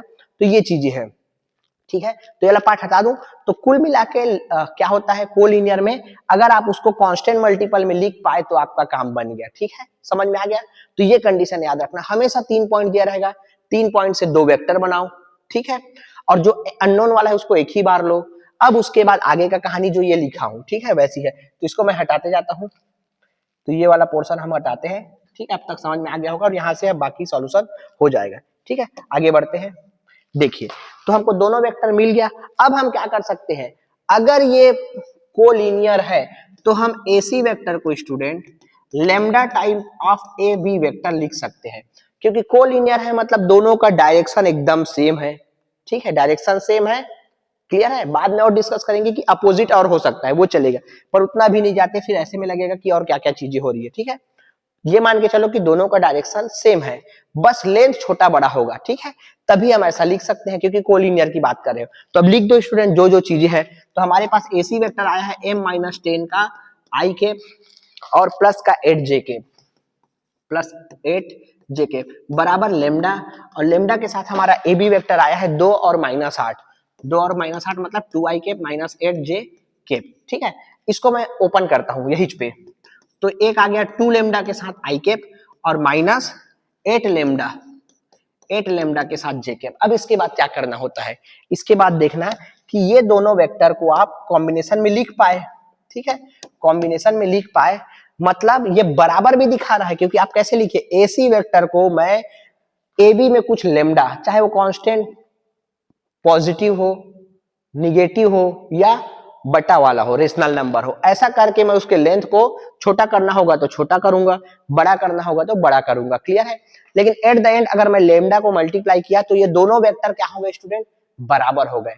तो यहां से आई का कोफिशिएंट और इधर के आई का कोफिशिएंट बराबर होगा, और यहां से जे का कोफिशिएंट और यहां से जे का कोफिशिएंट बराबर होगा, लेकिन हमको लेमडा चाहिए होगा। तो ध्यान से देखना, हमेशा एक जगह m जो अननोन फाइंड करना है वो एक जगह रहेगा, अननोन जो है, क्लियर है। तो यहाँ पे अननोन i के साथ है, तो अभी i वाले को मत उठाओ, आप j वाले को उठाओ। यहाँ j का मान क्या है 8 और यहाँ j का मान क्या है -8 लेमडा। तो ऑन कंपेयरिंग हमको जो है j का मान, यहां से j का मान मिला है 8 और वहां से मिला है -8 लेमडा, तो कुल मिला के हमको लेमडा का मान क्या मिल गया, -1। ये इंपॉर्टेंट था, बस हमको हमेशा यही अननोन खोजना होगा कोलिनियरिटी के लिए, ठीक है। अब सेम क्या हो जाएगा, m-10, इधर i का कोफिशिएंट, इधर i का कोफिशिएंट क्या है 2 लेमडा, ये दोनों बराबर होंगे। लेकिन अब तो हमको लेमडा का मान मिल गया है ना, सो दिस इंप्लाइज m -10 और लेमडा का मान -1, तो टोटल कितना हो गया -2। अब 10 उधर गया तो +10 और -2 माइनस हुआ, तो क्या हो गया m = 8। तो इस तरीके से करना है स्टूडेंट। तो m = 8 हमारा आंसर है, जो कि कौन से ऑप्शन में है, सी में, ठीक है। तो थोड़ा भी सिली मिस्टेक करोगे तो आपको -8 भी मिल सकता है, ठीक है। तो इसलिए सिली मिस्टेक से बचना है, तो वो कैसे होगा, बार बार प्रैक्टिस करना। जो चीज मैं बताया था कि ये जो है बार बार आएगा इस टाइप का चीज, उसका मतलब क्या है, ये सिंपल आपका क्या है, मैग्नीट्यूड है, ठीक है, ये मैग्नीट्यूड है, ठीक है, क्लियर, ये मैग्नीट्यूड है, ठीक है। इधर भी कर लेना, चलो कर देता हूं। क्वेश्चन को आप पढ़ते रहिए, तब तक स्क्रीन पे है, क्या है देखिए, if theta is angle between unit vectors मतलब उसका मैग्नीट्यूड 1 है, दो वेक्टर है ए और B, then the value of cos theta by 2 आपको फाइंड करना है, ठीक है, क्लियर है, cos थीटा बाई 2 फाइंड करना है। आपको दो यूनिट वेक्टर दिया है, मतलब ए वेक्टर का मैग्नीट्यूड भी 1 है और बी वेक्टर का भी मैग्नीट्यूड 1 है, ठीक है, यूनिट वेक्टर मतलब उनका मैग्नीट्यूड 1, ठीक। तो आपको cos थीटा बाई, और थीटा उनके बीच का एंगल है, ठीक है। तो अब हम उसको फाइंड करना है, क्लियर है। तो हम कैसे करें, ठीक है। ऑप्शंस में आपको कहां दिख रहा है, ऑप्शंस में आपको a plus B, a minus B type की चीजें दिख रहा है, ठीक है। तो देखते हैं कैसे इसको करेंगे। तो शुरुआत कहां से करते हैं, देखिए आपको एक चीज क्या पता होता है, a डॉट बी, हम डॉट कॉस, क्यों कॉस जैसे हमको दिखा, तो कॉस कहां दिखता है, डॉट प्रोडक्ट में होता है, ए का मैग्नीट्यूड, बी का मैग्नीट्यूड और कॉस थीटा, जहां थीटा दोनों के बीच का एंगल है। तो हमको कॉस दिख रहा है, तो हम पहले ए डॉट बी निकाल लेते, फिर आगे के बारे में देखेंगे। सो ए डॉट बी क्या होता है, ए का मैग्नीट्यूड, बी का मैग्नीट्यूड और दोनों के बीच का एंगल का थीटा। तो हमको थीटा दिया है इसलिए थीटा लिए है, कॉस थीटा। ए का मैग्नीट्यूड 1 है, बी का मैग्नीट्यूड 1 है, तो 1 1 हो गया। तो हमको क्या पता चल गया स्टूडेंट कि ए डॉट बी का मान सिंपली क्या है, आपका कॉस थीटा है। तो इस चीज को हम समीकरण नंबर 1 रख के चलते हैं। अब देखिए, अब इसके बाद आपका अनुभव है कि आप एक क्वेश्चन दो क्वेश्चन का तरीका सीखेंगे, तो आप पहले कोशिश करो a प्लस बी से, आंसर जो है a प्लस बी से आएगा। अगर यहाँ पे साइन वाला चीज होता तो हमको a माइनस बी भी शामिल करना पड़ता है, ऐसा है, ठीक है। तो देखो मैं क्या कर रहा हूं, इस चीज को समझना। हम ये करते हैं कि a प्लस बी जो वेक्टर है उसका मैग्नीट्यूड का स्क्वायर लेते हैं, ठीक है, क्लियर। ये सारा चीज मैं पढ़ाया हूं, a प्लस बी के मैग्नीट्यूड का स्क्वायर। तो एक चीज आपको याद रखना है कि कोई भी वेक्टर का स्क्वायर कर रहे हो, कोई भी वेक्टर का स्क्वायर है ये, तो वो होता है उसके मैग्नीट्यूड की स्क्वायर के बराबर, और वही होता है उसी वेक्टर का उसी के साथ डॉट के बराबर। ये इंपॉर्टेंट चीज है। तो यहाँ पे एक ही वेक्टर है, अगर मैं दो वेक्टर लेता हूं, ए वेक्टर प्लस बी वेक्टर का स्क्वायर, ठीक है, अच्छे से लिखता हूं इसको, ए वेक्टर प्लस बी वेक्टर का स्क्वायर, तो क्या होता है उसी ए वेक्टर प्लस बी वेक्टर का स्क्वायर। तो इसको हम और क्या लिख सकते हैं, ए वेक्टर प्लस बी वेक्टर का स्क्वायर भी लिख सकते हैं। किसी वेक्टर का स्क्वायर उसके मैग्नीट्यूड का स्क्वायर बराबर होता है। और ये कैसे होता है, और एक तरीका, दोनों को जब आप डॉट कर दोगे उसी वेक्टर का उसी के साथ डॉट, तो हमारा वेक्टर ही दो टर्म्स में था ए प्लस बी, तो उसी का उसी के साथ डॉट। तो ये इंपॉर्टेंट चीज आपको पता होना चाहिए। क्लियर है स्टूडेंट, समझ में आ गया। ये डॉट प्रोडक्ट जब पढ़ते हैं तो उसका ये प्रॉपर्टी नंबर हम पढ़े हैं, वो बहुत इंपॉर्टेंट है। तो यहाँ से हमको क्या समझ में आ गया कि भाई ये तो ए वेक्टर प्लस बी वेक्टर का खुद से ही डॉट है, A vector plus B vector, ठीक है। तो अब डॉट करते हैं तो डॉट प्रोडक्ट तो क्या होता है, ए डॉट बी बराबर बी डॉट ए होता है। तो ए का ए के साथ डॉट, तो क्या हो जाएगा ए डॉट ए, और ए डॉट ए क्या हो जाएगा ए का स्क्वायर, और ए का स्क्वायर मतलब मैग्नीट्यूड का स्क्वायर, सब तो बराबर है। वैसे ही ए डॉट बी, और यहां से करेंगे तो बी डॉट ए, तो दोनों तो क्या होता है कम्यूटेटिव लॉ सेटिस्फाई करता है, डॉट प्रोडक्ट, क्रॉस प्रोडक्ट नहीं करता है। हम ये जानते हैं कि ए को डॉट करें हम बी के साथ, या बी को डॉट करें ए के साथ, पोजीशन क्या होता है इममटेरियल होता है, उसका कोई मतलब नहीं होता है। आप कहीं से भी करो, डॉट प्रोडक्ट क्या होता है कम्यूटेटिव प्रॉपर्टी को सेटिस्फाई करता है। तो एक बार ए के साथ बी को करेंगे तो ए डॉट बी, और बी को के साथ करेंगे ए को तो बी डॉट ए, तो इसलिए two times of B dot A dot B, और बी का बी के साथ तो मैग्नीट्यूड ऑफ बी का स्क्वायर। क्लियर है, यहाँ से ये हो जाएगा। तो आपको तो पता है ना कि मैग्नीट्यूड ए और मैग्नीट्यूड बी क्या दिया है आपको, 1 1 दिया है, तो यहाँ से भी 1 यहाँ से भी 1, तो total 2, 2 plus A, 2 plus 2 into A dot B, और ए डॉट बी की वैल्यू क्या आया है पहले ही हमको मिल गया कॉस थीटा, तो ओवरऑल क्या हो गया 2 प्लस 2 कॉस का थीटा, ठीक है। ये किसका चल रहा है, हम मैग्नीट्यूड को ए प्लस बी के साथ सॉल्व कर रहे हैं, ठीक है। ए माइनस बी के साथ भी आप सॉल्व करके देख लेना, तो आपको समझ में आएगा कि अगर क्वेश्चन साइन में दिया है तो हमको ए माइनस बी वाला आंसर मिलने का चांस ज्यादा रहेगा, ठीक है। तो अब देखिए स्टूडेंट, यहां से 2 को कॉमन ले लेते हैं तो 1 प्लस कॉस थीटा, हमको क्या करना है कहीं ना कहीं सब मल्टीपल एंगल इंट्रोड्यूस करना है, ठीक है। क्लियर है ना। तो 1 प्लस कॉस 2 थीटा बराबर क्या होता है 2 cos square theta, 1 plus cos 2 theta बराबर होता है 2 कॉस स्क्वायर थीटा। उधर 2 थीटा होता है तो वहां पे थीटा आता है, तो यहाँ थीटा है तो उधर किधर आएगा थीटा बाई 2, तो यहाँ से आएगा इसका मान 2 कॉस स्क्वायर थीटा बाई 2 आएगा। आप खुद देख लेना, सिंपल कैलकुलेशन है, 2 cos square theta by 2। Clear है। तो यहाँ से क्या आ गया टोटल 4 आ गया, तो यहाँ से हो गया हमारा A plus A vector plus B vector का मैग्नीट्यूड का square is equal to 4 time of cos square theta by 2, ठीक है। 4 को हम इधर ले आते हैं, ठीक है। So 1/4 A vector plus B vector का square is equal to cos square theta by 2। अब कॉस थीटा बाई बस 2 का वैल्यू हमको निकालना है, तो स्क्वायर रूट लगाएंगे तो यहाँ क्या हो जाएगा, ये स्क्वायर खत्म हो जाएगा, सिर्फ magnitude of A vector plus B vector आएगा, और यहाँ पे क्या आएगा प्लस माइनस 1/2, लेकिन हमारे पास आंसर में एक ही है, तो 1/2 ए प्लस बी वेक्टर का मैग्नीट्यूड, ठीक है। बाकी आप कर लेना, सिंपल सा कैलकुलेशन बच्चा है ना, यहाँ से स्क्वायर रूट बस लेना है, स्क्वायर हटाना है। क्लियर। तो ये है आपका करेक्ट आंसर कौन सा, ए प्लस बी। तो इसलिए मैं हिंट दे रहा हूं कि अगर यहाँ पे स्टूडेंट साइन वाले में answer in terms of sine आता तो उसकी पॉसिबिलिटी होती कि वो ए माइनस बी वाले में आता। क्लियर है। चलिए नेक्स्ट, इफ ए वेक्टर, अभी पूरा वेक्टर दिया, पोजीशन वेक्टर नहीं बताया, तो सिर्फ उसके सामने आई जे के लगाओ, वेक्टर बन गया। If A equal to 2 1 1 2 1 minus 1, b equal to 1 minus 1 0, and c equal to 5 minus 1 1, then what is the unit vector? Then what is the unit vector parallel in the opposite direction to a plus b minus c? ऐसा पूछ रहा है, ठीक है। Parallel vector और opposite करके, what is the unit vector parallel and in the opposite direction बोल रहा है। अपोजिट डायरेक्शन मतलब ये होता है स्टूडेंट, अगर मेरा ये वेक्टर है ए वेक्टर, ठीक है, तो इसका डायरेक्शन ऐसे है, तो अगर इसमें कोई भी माइनस चीज मैं मल्टीप्लाई कर दूं तो ये वेक्टर सेम रहता है, अलग हो जाता है, लेकिन इसका डायरेक्शन बस बदल जाता है। इसलिए दोनों वेक्टर सेम नहीं है, उनका मैग्नीट्यूड सेम है, लेकिन वो इधर जा रहा था तो अचानक से पलट गया। क्यों पलट गया? क्योंकि वो माइनस के साथ मल्टीप्लाई हो गया, इसको हम लोग बोलते हैं एंटी पैरेलल वेक्टर्स। पैरेलल तो है लेकिन एंटी, एक का मुंह उधर है, एक का मुंह जस्ट उल्टा है, ठीक है, क्लियर है। तो इस क्वेश्चन को आप कैसे करोगे, देखिए पहले तो आप वेक्टर बनाओ जो दिया है उससे, आपको ए वेक्टर बनाना है, तो एक वेक्टर में क्या हो गया 3D में दिया है, तो 2 के साथ आप लगा लो आई कैप, फिर +1 1 के साथ जे कैप, और फिर माइनस का के कैप, ये ए वेक्टर बन गया हमारा।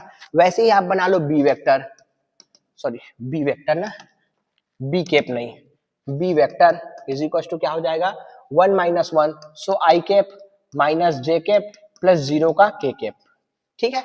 वैसे ही सी वेक्टर बना लो, सी वेक्टर हो गया आपका 5 का आई कैप माइनस जे कैप और प्लस का के कैप, ठीक है। अब वो क्या बोल रहा है, ये बना लिया आप। Then what is the unit vector parallel and, parallel find करना है आपको यूनिट वेक्टर, ऐसा यूनिट वेक्टर जो पैरेलल हो, किसके, इसके पैरेलल हो, लेकिन उसका डायरेक्शन अपोजिट हो। बहुत सारा चीज एक साथ बोला है पर है कुछ भी नहीं, ध्यान से समझना। आपको कौन सा वेक्टर करना है, ये वेक्टर है, ठीक है, इसी के पैरेलल खोजना है, तो इसी के पैरेलल ये खुद है, उसी को मानो a प्लस बी माइनस सी, मतलब आपको वही फाइंड करना है, क्योंकि कोई लाइन खुद से क्या होता है, पैरेलल तो होता है ना, क्लियर है। तो हमको यही खोजना है, पैरेलल का बात कर रहा है, परपेंडिकुलर का बात नहीं कर रहा है। लेकिन क्या बोल रहा है, यूनिट वेक्टर बोल रहा है, तो यूनिट वेक्टर तो ओके, कोई दिक्कत नहीं। यूनिट वेक्टर क्या करेंगे, ये वेक्टर मेरे को मिल गया, मैं क्या निकालूंगा a plus B minus C, a plus B minus C मैं निकालूंगा, और उसी के मैग्नीट्यूड से मैं नीचे क्या कर दूंगा, डिवाइड कर दूंगा, तो क्या बन गया यूनिट वेक्टर। लेकिन इसका डायरेक्शन इधर है, मेरे को डायरेक्शन इधर चाहिए, तो मैं एक माइनस इधर मल्टीप्लाई कर दूंगा, ठीक है, क्लियर है। तो वो फाइनल आंसर आपको बता देगा, समझ में आ गया। ये है मेरा वेक्टर, समझो इसको मैं कैसे फाइंड किया, a प्लस बी माइनस सी, सबका वैल्यू आपके पास है, ठीक है। अब मेरे को यूनिट वेक्टर चाहिए था, तो उसी का मैं मैग्नीट्यूड निकाल लिया और उसको नीचे कर दिया, लेकिन इससे काम नहीं बना। पैरेलल तो मैं बना लिया, लेकिन वो बोल रहा है एंटी पैरेलल, तो मैं क्या किया, माइनस का गुना कर दिया, तो ये आ गया इधर, अपना मुंह चेंज कर लिया, क्लियर है। तो इस तरीके से आपको करना है स्टूडेंट, क्लियर है, समझ में आ गया। तो चलिए हम सबसे पहले जो वो बोल रहा है उसको निकालते हैं।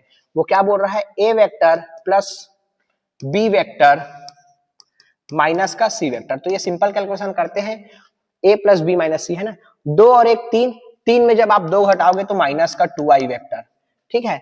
ए प्लस बी 0 हो गया ये, ठीक है, और ये माइनस, लेकिन माइनस माइनस प्लस का जे वेक्टर, ये और ये माइनस का 1 के, और यहां से फिर माइनस लग जाएगा, तो ओवरऑल माइनस का 2 के कैप, क्लियर है, समझ में आ गया। ये हो गया आपका कौन सा, a plus B minus C vector. लेकिन इसको यूनिट वेक्टर बनाना है, इसके पैरेलल खोजना है, तो ये खुद पैरेलल है, लेकिन यूनिट वेक्टर बोल रहा है, तो यूनिट वेक्टर के लिए हम क्या करेंगे, a vector plus B vector minus C vector जो आया है उसी के मैग्नीट्यूड को निकाल के डिवाइड कर देंगे। तो उसी का मैग्नीट्यूड निकालेंगे, तो देखो -2 का स्क्वायर प्लस का 4, 1 का स्क्वायर 1, और फिर से -2 का स्क्वायर 4, तो 4 + 4 8 और 9, तो 9 से क्या बाहर आ गया 3, अच्छा नंबर आ गया, इसका मैग्नीट्यूड क्या हो गया 3। अब अगर स्टूडेंट मेरे को ए कैप खोजना है, ध्यान से समझना, यही पे कहानी है, सॉरी ए कैप नहीं, उसको ऐसे लिखता हूं, ये हो गया, ठीक है, समझ में आ गया। ये वेक्टर अगर मैं खोजता हूं जो उधर ही जा रहा है, ठीक है, अगर मैं इसके डायरेक्शन में यूनिट वेक्टर, मैं लैंग्वेज में लिखता हूं, in the direction of a plus B minus C, ये क्या होगा, उसी के डायरेक्शन में जब मैं लिखूंगा तो मैं सिंपल लिखूंगा a vector plus B vector minus का सी वेक्टर, बट इसके बट्टा में इसका डिटर्मिनेंट जो मैं निकाल चुका हूं 3 आया है, तो ये आंसर आ गया मेरा, क्या लिख दो, बटा में क्या आएगा 3 आएगा, तो 3 को बाहर लिखते हैं, और ये क्या आया है आपका, ये आया है माइनस का 2i प्लस जे और माइनस का 2k अपॉन 3, लेकिन आपको आंसर मिलता हुआ नहीं दिखेगा स्टूडेंट, ठीक है, आपको लगेगा ये वाला आंसर मिल रहा है, लेकिन क्या हो रहा है, जहां माइनस है वहां प्लस है, जहां प्लस है वहां माइनस है, क्लियर है। तो वैसा होना ही था, क्योंकि जब भी हम किसी भी वेक्टर को पकड़ते हैं, ये वेक्टर था वही, ठीक है, कौन सा वेक्टर था, ये वाला वेक्टर था मेरा वही, a plus B plus minus C, उसी के मैं मैग्नीट्यूड से भाग दे दिया, तो उसी की दिशा में हो सकता था इसका जो मैग्नीट्यूड है 10 रहा होगा, तो उसी के मैग्नीट्यूड से भाग दिया तो वो छोटा हो गया, यूनिट हो गया, उसका यूनिट लेंथ हो गया यूनिट, लेकिन उसी दिशा में है। लेकिन ये बोल क्या रहा है, नहीं भाई आप ऐसा खोजो उल्टा वाला, तो उल्टा वाला के लिए बस इसमें माइनस गुना कर दो तो हो जाएगा student. So unit vector opposite to A plus B minus C vector is equal to क्या हो जाएगा, इसी के सामने आप एक माइनस लगा दोगे, ठीक है, तो माइनस का 2i प्लस का जे केप और माइनस का 2k अपॉन 3, ठीक है। So this equal to minus जाएगा तो 2i प्लस में हो गया, माइनस का j हो गया और प्लस का 2k हो गया और नीचे में तो 3 रहेगा ही, तो आ गया अब आंसर स्टूडेंट। ये वाला कौन सा वाला, सी वाला, 2i माइनस j प्लस का 2k ऐसे करके। तो इस तरीके से आपको करना है क्वेश्चंस, ठीक है, क्लियर। नेक्स्ट आगे बढ़ते हैं, चलिए ए बी सी डी एक समांतर चतुर्भुज है, यदि ए बी बराबर ए तथा बी सी बराबर बी दोनों वेक्टर है तो बी डी किसके बराबर होगा, ठीक है, समझ में आ रहा है। A B C D is a parallelogram, parallelogram है तो बहुत अच्छा चीज मिल गया अपने को। If A B equal to A vector and B C equal to B vector then what is B D, ठीक है, क्लियर, ध्यान से समझना। ये वन लाइनर क्वेश्चन है, अच्छे से इन सब चीजों को हम पढ़े हैं। देखते हैं हमारे पास पैरेललोग्राम है या नहीं, अगर पैरेललोग्राम नहीं है तो हम इससे बनाते हैं लाइन से।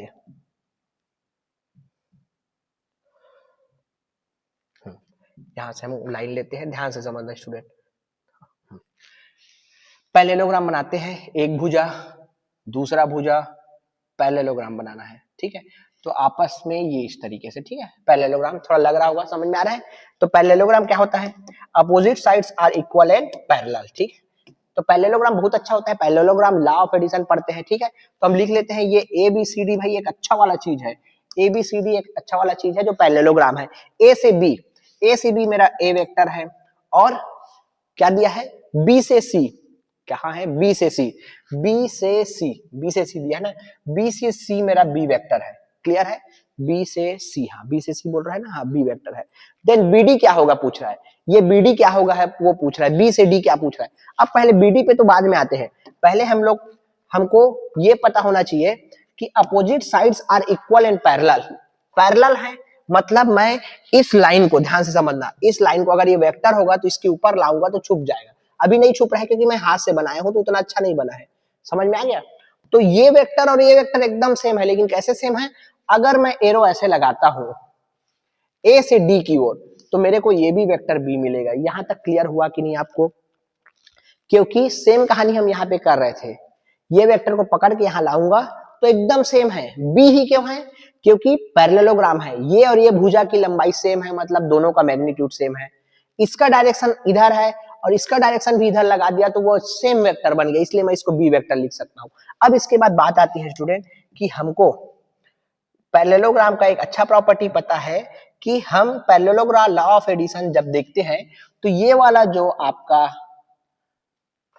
डायगोनल है वो a प्लस बी बताता है और ये वाला जो डायगोनल है वो आपका बताता है a माइनस बी, ये अच्छे से हम पढ़े हैं, ठीक है, क्लियर, लेकिन डायरेक्शन इंपॉर्टेंट है, ये वाला ऐसे जाएगा स्टूडेंट, तो ये बताता है आपका a प्लस बी। तो क्या इसके बारे में पूछा है, AC के बारे में पूछा है क्या, नहीं, वो तो BD के बारे में पूछा है। अब दूसरा जो हमारा प्रीवियस नॉलेज है वहीं से याद करते हैं, यहां से ऐसे आता है, इधर से ऐसे आता है, वो वाला हमको देता है a माइनस बी, तो मेरे को यहां से पता चल गया कि मेरा DB जो डायगोनल है वो दे रहा है sir a minus B, clear है, यहां तक एक लाइन का क्वेश्चन है लेकिन अच्छा क्वेश्चन है, ठीक है, कि ये जो है D से B, A से C जो डायगोनल होता है जिसको बोलते हैं को टर्मिनल्स वेक्टर, यहीं से निकल रहा है दो वेक्टर, तो हम हमेशा पैरेललोग्राम बना सकते हैं और वो पैरेललोग्राम का जो मेजर डायगोनल जाता है वो देता है दोनों का एडिशन, और इधर वाला जो माइनर डायगोनल होता है यहां से यहां आता है, यहां से यहां आता है, वो देता है a माइनस बी, दोनों का सब्सट्रैक्शन। उसको हम प्रूफ सब अच्छे से देखे, लेकिन क्वेश्चन में क्या डीबी पूछा है क्या, नहीं, क्वेश्चन में सर ए बी डी पूछा गया है, मतलब अगर मेरा ये वेक्टर है आपका क्या डी से बी और डी से बी मेरे को क्या मिला है a माइनस बी, तो मेरे को पूछा गया है b से a, तो इसको मैं सेम रखा लेकिन पलट दिया ऐसे, तो पलट दिया तो क्या आ गया, बी इधर आ गया, ठीक है, क्लियर है, समझ में आ गया। ऐसे पलट दिए, समझ में आ रहा है। तो ऐसी स्थिति में जब हम इसको पलटे तो आपको क्या मिल गया, एक माइनस बस लगाना पड़ा, क्लियर है ना। इसको जब मैं ऐसे पलटूंगा, इसको जब मैं ऐसे पलटूंगा, ये हमको जो मिला है वो डी से बी है, लेकिन इसको मेरे को बी से डी बनाना है, ऐसे बनाना है, तो क्या होगा, माइनस का एक साइन लगेगा, तो इसलिए क्या हो जाएगा, माइनस का ए और प्लस का बी है वेक्टर। क्लियर, समझ में आया कि नहीं, ठीक है। एक बार और सुनना रिवाइज करा के तो आपको क्लियर हो जाएगा, ठीक है। ये वाला जो पोर्शन है वो मेरा हो गया ए माइनस बी, लेकिन इधर से उल्टा जाऊंगा तो माइनस करता हूं, इसी को एंटी पैरेलल लाइन बोलते हैं। कांस्टेंट जो है, फिर से सुनना, अगर कोई वेक्टर ए है, इसमें मैं 2 3 4 गुना करूंगा तो मेरी ये वो नहीं है कैपेबिलिटी कि मैं इसके डायरेक्शन को चेंज कर दूंगा, 2 किया 3 किया 4 किया, अभी भी उसका डायरेक्शन वही है, मैग्नीट्यूड बढ़ रहा है, 1/2 1/4 किया, अभी भी डायरेक्शन उसका ए डायरेक्शन है, लेकिन उसका मैग्नीट्यूड कम कर पा रहा हूँ।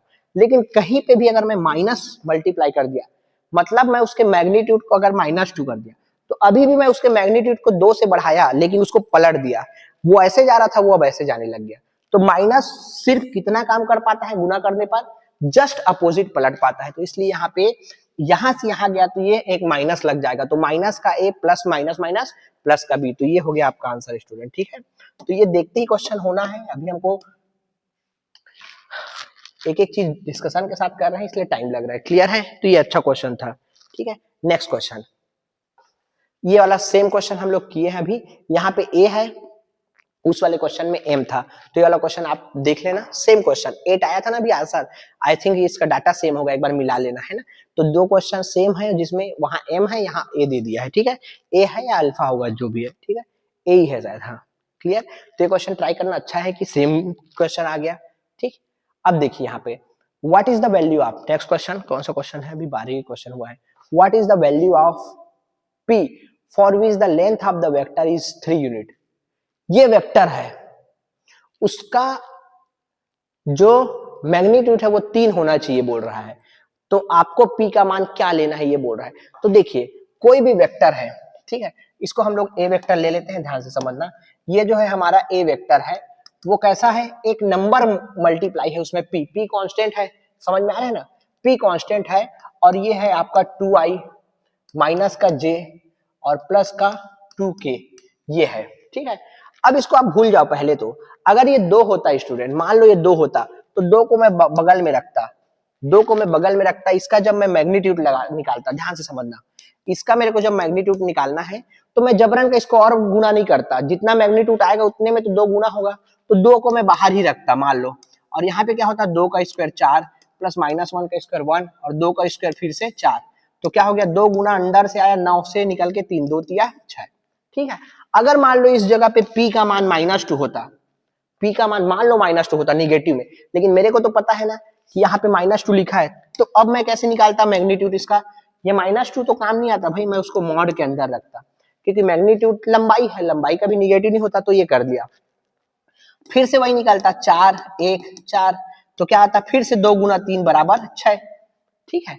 तो यहाँ पे P दिया है, उसको मैं यूज जस्ट बाहर में रख के करूंगा, क्योंकि ये जो मैग्नीट्यूड निकलेगा उसको मेरे को कितना करना है, 3 करना है, तब मैं P को क्या लूं, ऐसा पूछा जा रहा है, ठीक है, समझ में आ गया। तो ये मैं नंबर से बताया, तो अब मैं इसका मैग्नीट्यूड अगर निकालूंगा, A का मैग्नीट्यूड, तो मेरे को थोड़ी पता है कि P का मान पॉजिटिव है कि निगेटिव, तो मैं मॉड में लेके चलूंगा उसको, कि भाई मॉड में रहा, ठीक है, क्योंकि पॉजिटिव था, एक बार 2 लिए थे तब भी उतना ही आया था 6, और -2 लिए थे तब भी 6 आया था, इसलिए हम मॉड में लेंगे। छोटा छोटा चीज है जो आपको ध्यान रखना है, कई बार आगे बताता हूं मैं जब क्वेश्चन होगा तब।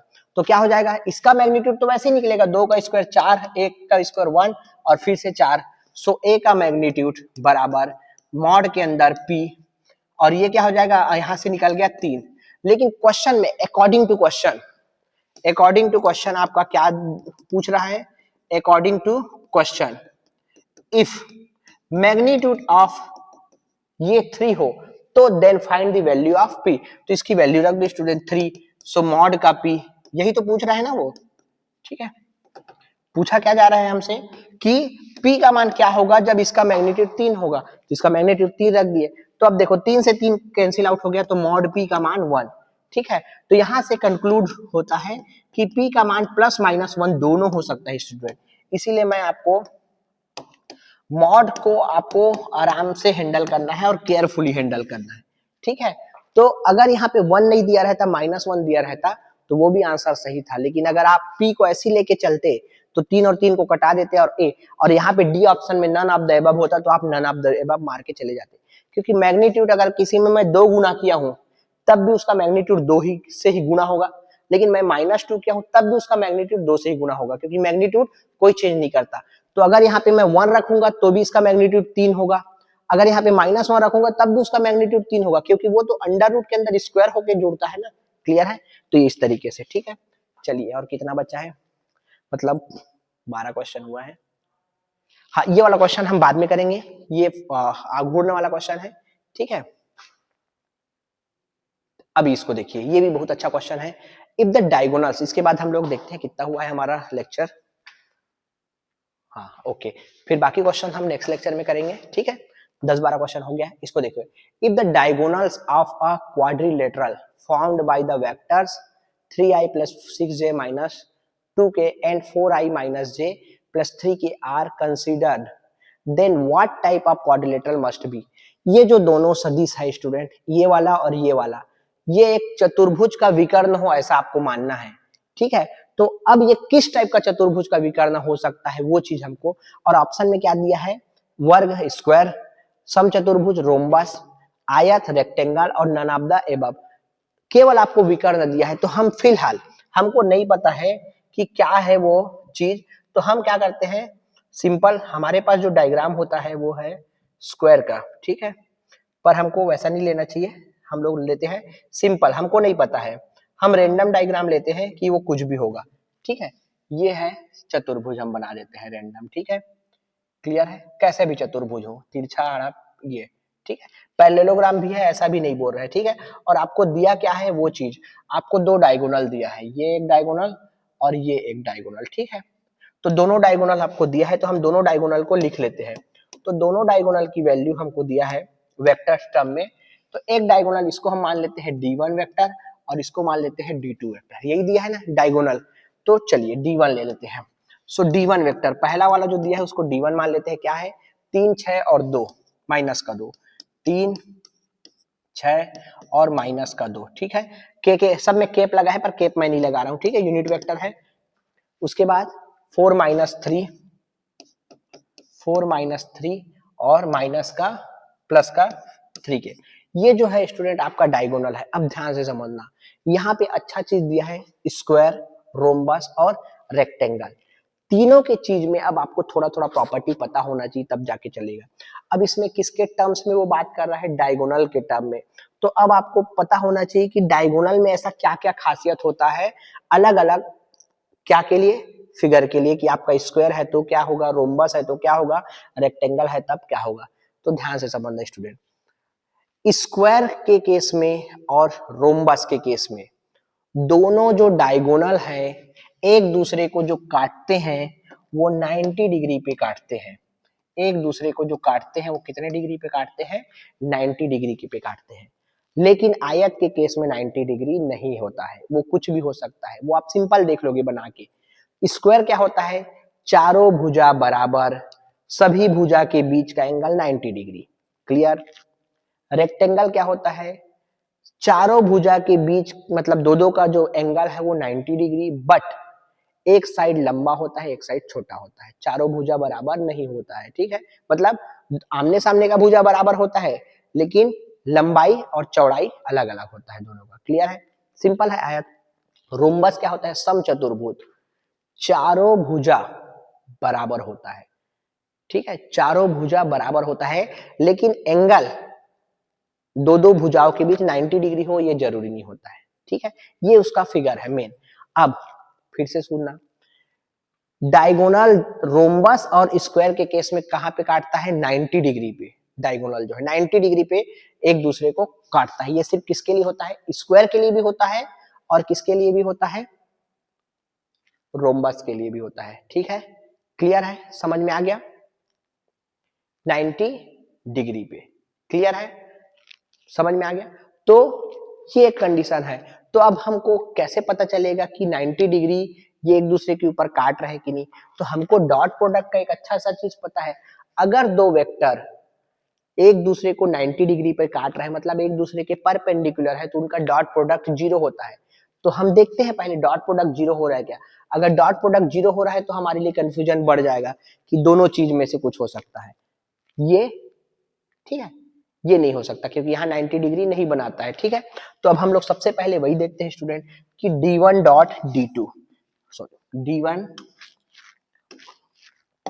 Vector dot D2 vector, D1 vector dot D2 vector. तो देखो यहीं से करते हैं, I का गुना I वाले के साथ होता है डॉट में, 3 और 4 का गुना 12, 6 और इसका गुना माइनस का 6, और यहाँ से भी माइनस का 6। अरे ये तो अच्छा हो गया, 12 माइनस 6 0 हो गया। मतलब यहाँ से ये पता चल गया कि ये अब रेक्टेंगल नहीं है। ठीक है, क्योंकि ये 90 डिग्री पे काट रहा है ये दोनों डायगोनल, ये जो एंगल बन रहा है वो 90 डिग्री बन रहा है। लेकिन अब ये 90 डिग्री तो दोनों में बनता है भाई, स्क्वायर में भी बनता है और रोम्बस में भी बनता है, समचतुर्भुज में भी बनता है और वर्ग में भी बनता है। तो अब कैसे क्लेम करें? अब दूसरा चीज, छोटा छोटा चीज आपको पता होना चाहिए, बेसिक चीजें। अब ये होता है कि स्क्वायर के केस में स्टूडेंट ये जो डायगोनल बनता है, ध्यान से समझना, स्क्वायर के केस में जो डायगोनल बनता है ना, दोनों डायगोनल का लंबाई सेम होता है। तो लंबाई वेक्टर के केस में क्या होता है? मैग्नीट्यूड। तो अगर दोनों का मैग्नीट्यूड, D1 का भी मैग्नीट्यूड और D2 का भी मैग्नीट्यूड बराबर हो गया तो वो स्क्वायर हो जाता है। लेकिन रोम्बस के केस में ये जरूरी नहीं होता है, दोनों का डायगोनल 90 डिग्री पर काटता है ये जरूरी होता है, लेकिन दोनों का लेंथ, दोनों डायगोनल का लेंथ, ये चारों भुजा बराबर होता है, वो दोनों केस में होता है, ऐसे कंफ्यूज नहीं होना है। इसके भी चारों भुजा बराबर, इसको भी चारों भुजा बराबर, ठीक है, लेकिन इसके डायगोनल भी बराबर, लेकिन इसके डायगोनल बराबर हो जरूरी नहीं है, नहीं होता है। ठीक है, क्लियर है? ये सबसे टाइट कंडीशन है, सबसे मेन। ठीक है, समझ में आ गया? तो अब हम लोग दोनों का मैग्नीट्यूड निकाल के देख लेते हैं। सो D1 का मैग्नीट्यूड निकाल लेते हैं स्टूडेंट। D1 का मैग्नीट्यूड 3, 6 और 2, 3 का स्क्वायर 9, 6 का स्क्वायर 36 और 2 का स्क्वायर 4, 36 और 4 40 और 9 49, 49, 49 से क्या आ गया? 7। अगर D2 भी 7 आ गया तो वो बन गया स्क्वायर, और D2 7 नहीं आया तो बन गया वो रोम्बस। ठीक है, सो D2 हो जाएगा हमारा 4, 4 का स्क्वायर हो गया 16, 1 का स्क्वायर 1 और 3 9, नहीं आ रहा है, 16 और 9 25 और ये हो गया रूट 26। सो यहाँ पे magnitude of D1 not equal to magnitude of D2। तो अब 90 डिग्री पर तो काटा, लेकिन दोनों का डायगोनल बराबर नहीं है, इसलिए वो बन गया रोम्बस, समचतुर्भुज। क्लियर है?